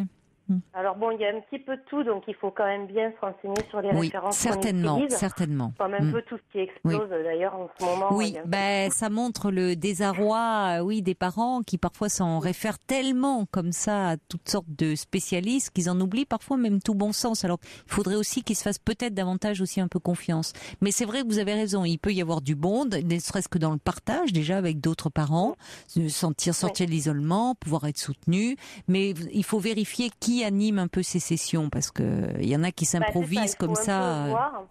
Donc alors moi je me suis penchée dès le départ déjà sur un livre qui s'appelle Élever son enfant autrement, qui a été écrit par, je peux dire les noms? Ah oui, vous pouvez, bien sûr.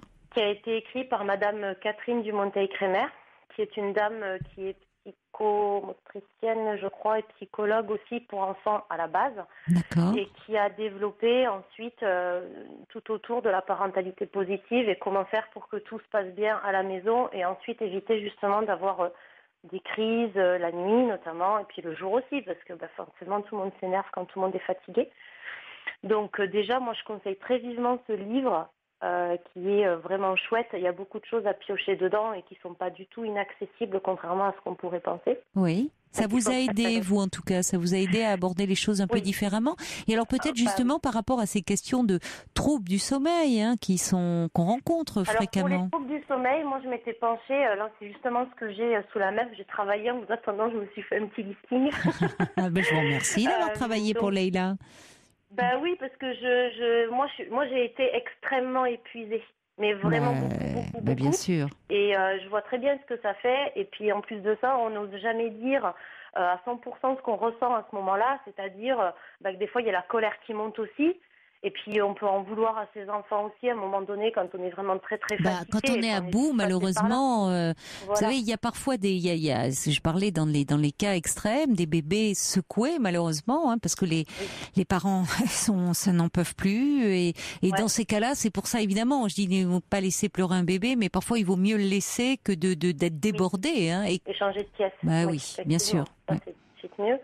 Donc en fait, déjà, l'enfant, moi j'ai appris pas mal de choses sur l'enfant. Déjà, c'est que l'enfant ne relativise pas. Contrairement à nous qui relativisons les choses, on arrive à se raisonner. L'enfant relativise pas du tout, pas avant ses 3-4 ans à peu près.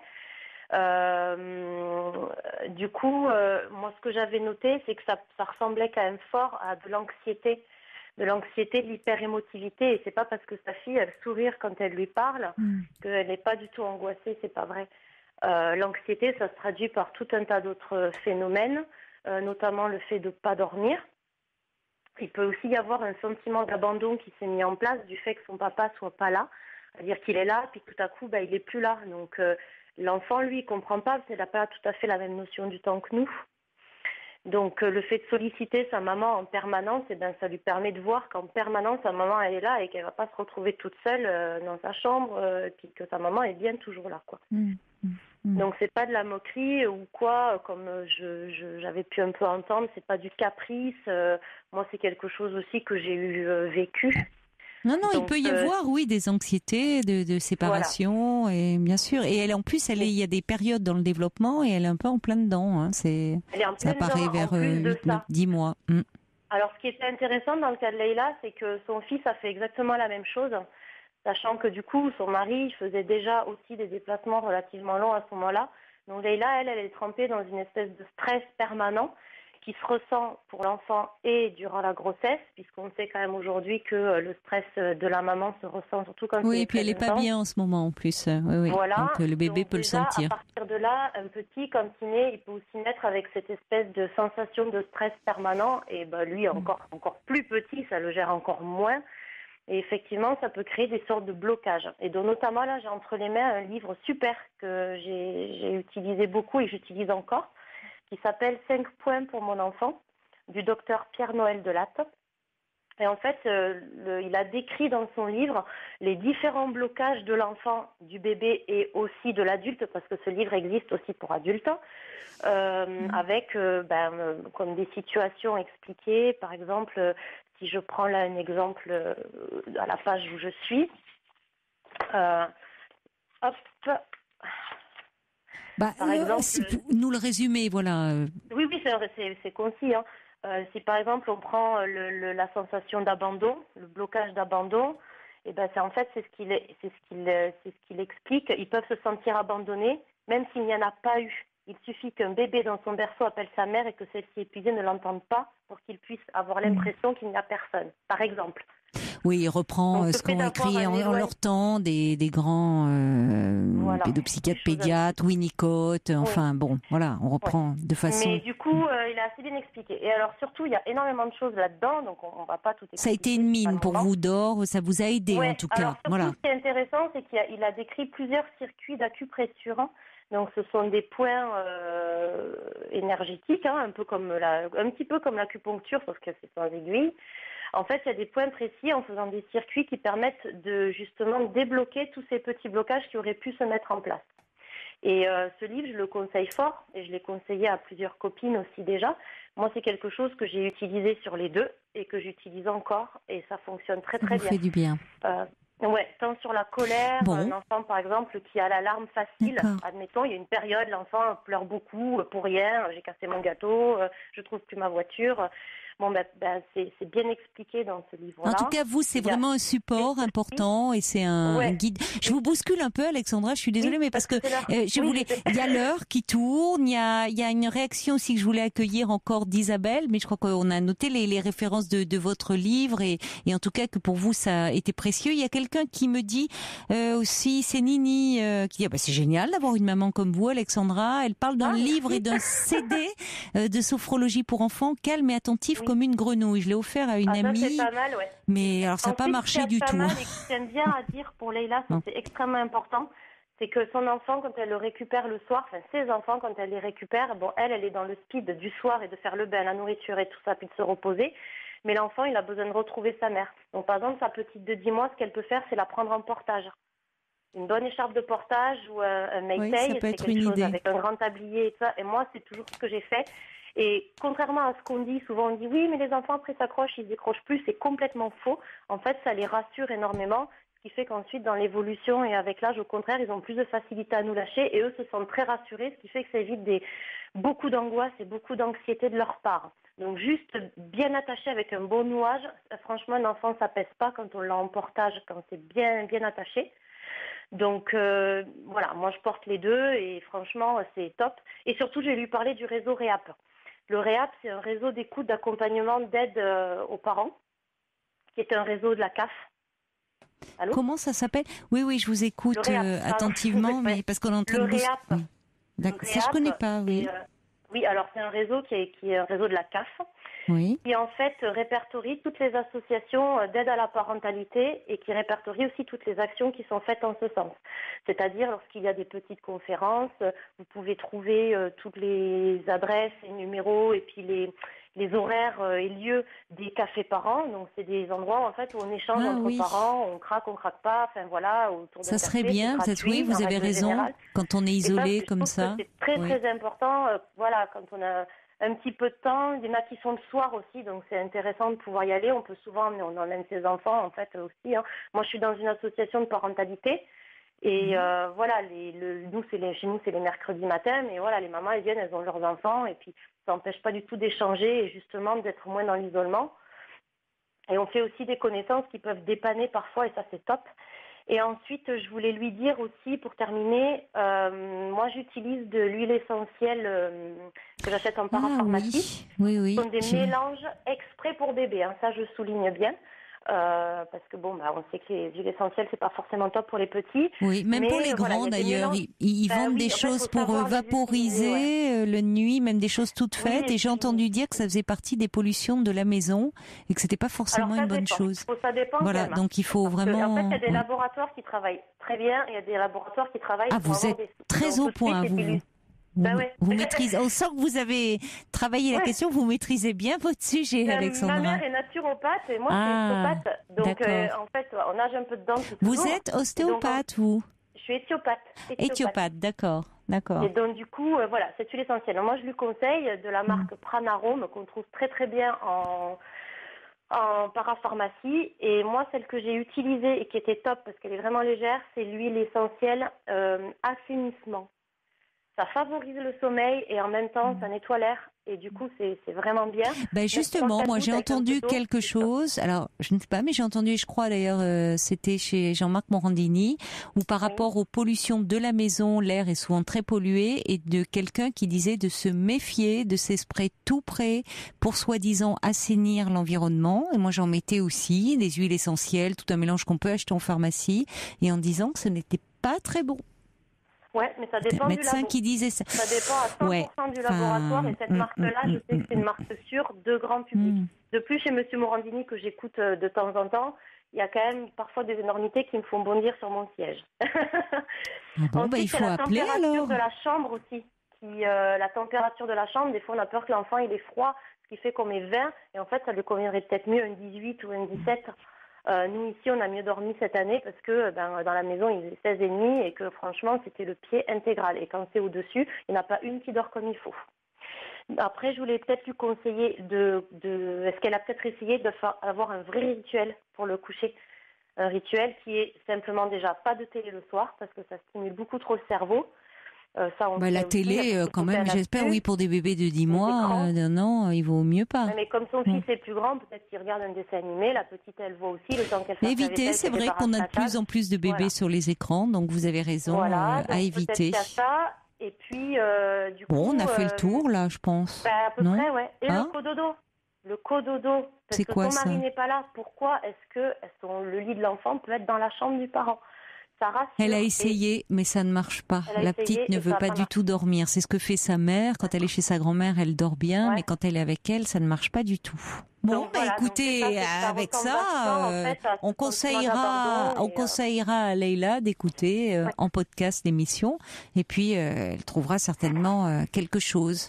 Bon, on a tous nos petites dépendances. Vous, c'est les glaçons. Frésia, c'est une tablette de chocolat qui y est passée, là. Comme quoi, on grignote le soir. Et puis, il y a les méthodes basiques. Marie qui dit, une petite poupée, un petit nounours, un petit doudou pour lui tenir compagnie dans son lit. Et moi, c'est ce qui me faisait dormir quand j'étais petite, il y a longtemps, dit Marie. Mais c'est vrai que ça reste les basiques, d'avoir un petit compagnon qui rassure. Le parent doit aussi se soigner. Cette dame, elle est extrêmement stressée, ce qui est normal. Elle est en plein épuisement. Bon. Et donc c'est peut-être pas le moment, ma chère Alexandra. C'est vrai que là, elle est très stressée, et donc quand elle ira mieux, elle essaiera. Voilà, D'accord. se mettre elle aussi un petit quelque chose pour déstresser la maison. Des fois, il y a des trucs simples. Juste mettre la musique et chanter tous ensemble avant de passer à table, et ben ça détend tout le monde et ça déstresse tout le monde. Et surtout, les enfants, ils déchargent de leur journée. Parce qu'il y a aussi la décharge dont personne n'a parlé. On va pas avoir le temps d'en parler, ma chère Alexandra, parce que je vous sens, c'est vrai que vous pourrez faire une émission entière sur le sujet qui vous passionne, mais là, on va devoir se quitter. Oui, vous êtes pas sur le point de vous endormir, il faut arrêter les glaçons, hein. Je sais pas ce qui accompagne les glaçons, mais c'est vrai que vous êtes très très speed. Un peu de musique douce pour vous décontracter. Merci Alexandra, en tout cas, d'avoir appelé. Au revoir. Des petits messages, nombreux aussi, pas être contente Alexandra, mais quand même, beaucoup, vous dites, Mirabelle, Cathy, qui dit, les huiles essentielles, ça demande, c'est à manier quand même avec précaution, parce que dans les maisons, c'est pas si top que ça pour assainir l'air. Et il y a Cathy qui dit un biberon d'eau sucrée, c'est pas mal aussi pour calmer. Et puis on a Isabelle également qui est avec nous au 39 21. Et vous concoctez un petit bouillon, c'est ça, pour les bébés qui ont du mal à dormir, ma chère Isabelle? Oui, bonjour Caroline. Bonjour. Mais oui, j'ai eu 3 enfants et beaucoup de petits neveux et nièces que je gardais. Oui. J'étais la nounou, alors forcément. Et des petits-enfants certainement alors, aussi. Comment? Et des petits-enfants certainement. Ah, des petits. Oui. Des petits, genre 1 an et demi, 2 ans. D'accord. Et alors, des problèmes de sommeil, et comment vous remédiez à ça, vous? Eh ben voilà, alors je faisais un truc très naturel. Le dernier lait, le dernier biberon, oui. Au lieu de diluer avec de l'eau, je diluais avec du bouillon de légumes sans sel. Ah oui, c'est bon ça. C'était calé. Oui. Ils mangeaient bien, c'était digeste. Je mettais pas de navet. Je mettais pas aux carottes, pommes de terre. Pourquoi pas de navet? Des petits bouillons réduits. Oui. Et je leur collais ça le soir. C'est plein de sels minéraux, ça, c'est très bon du bouillon de légumes. Exactement. Oui. C'est très nourrissant et très digeste. Oui, et oui. Les petits bouts de chou, ils dormaient jusqu'à 8h du matin. Mais alors, est-ce qu'ils n'auraient pas dormi de toute façon, même sans bouillon? Il y a des enfants qui dorment très bien. Bouillon, mais vous, c'était votre petite recette. Avant le bouillon, ils ne dormaient pas. Avant le bouillon, ils ne dormaient pas. Bouillon, je venais, évidemment. Je venais, puis je leur donnais un petit biberon de lait. Vous savez, les tout petits. Oui. Moi, ça me donne faim, même à cette heure-ci. Je vous dis, j'adore ça, le bouillon de légumes. Je trouve ça passe toujours, même quand on n'est pas trac. Ils me réclamaient rien, je leur donnais nectar. Je les couchais pas tôt, vers 22h. Ah oui, 22h, à quel âge?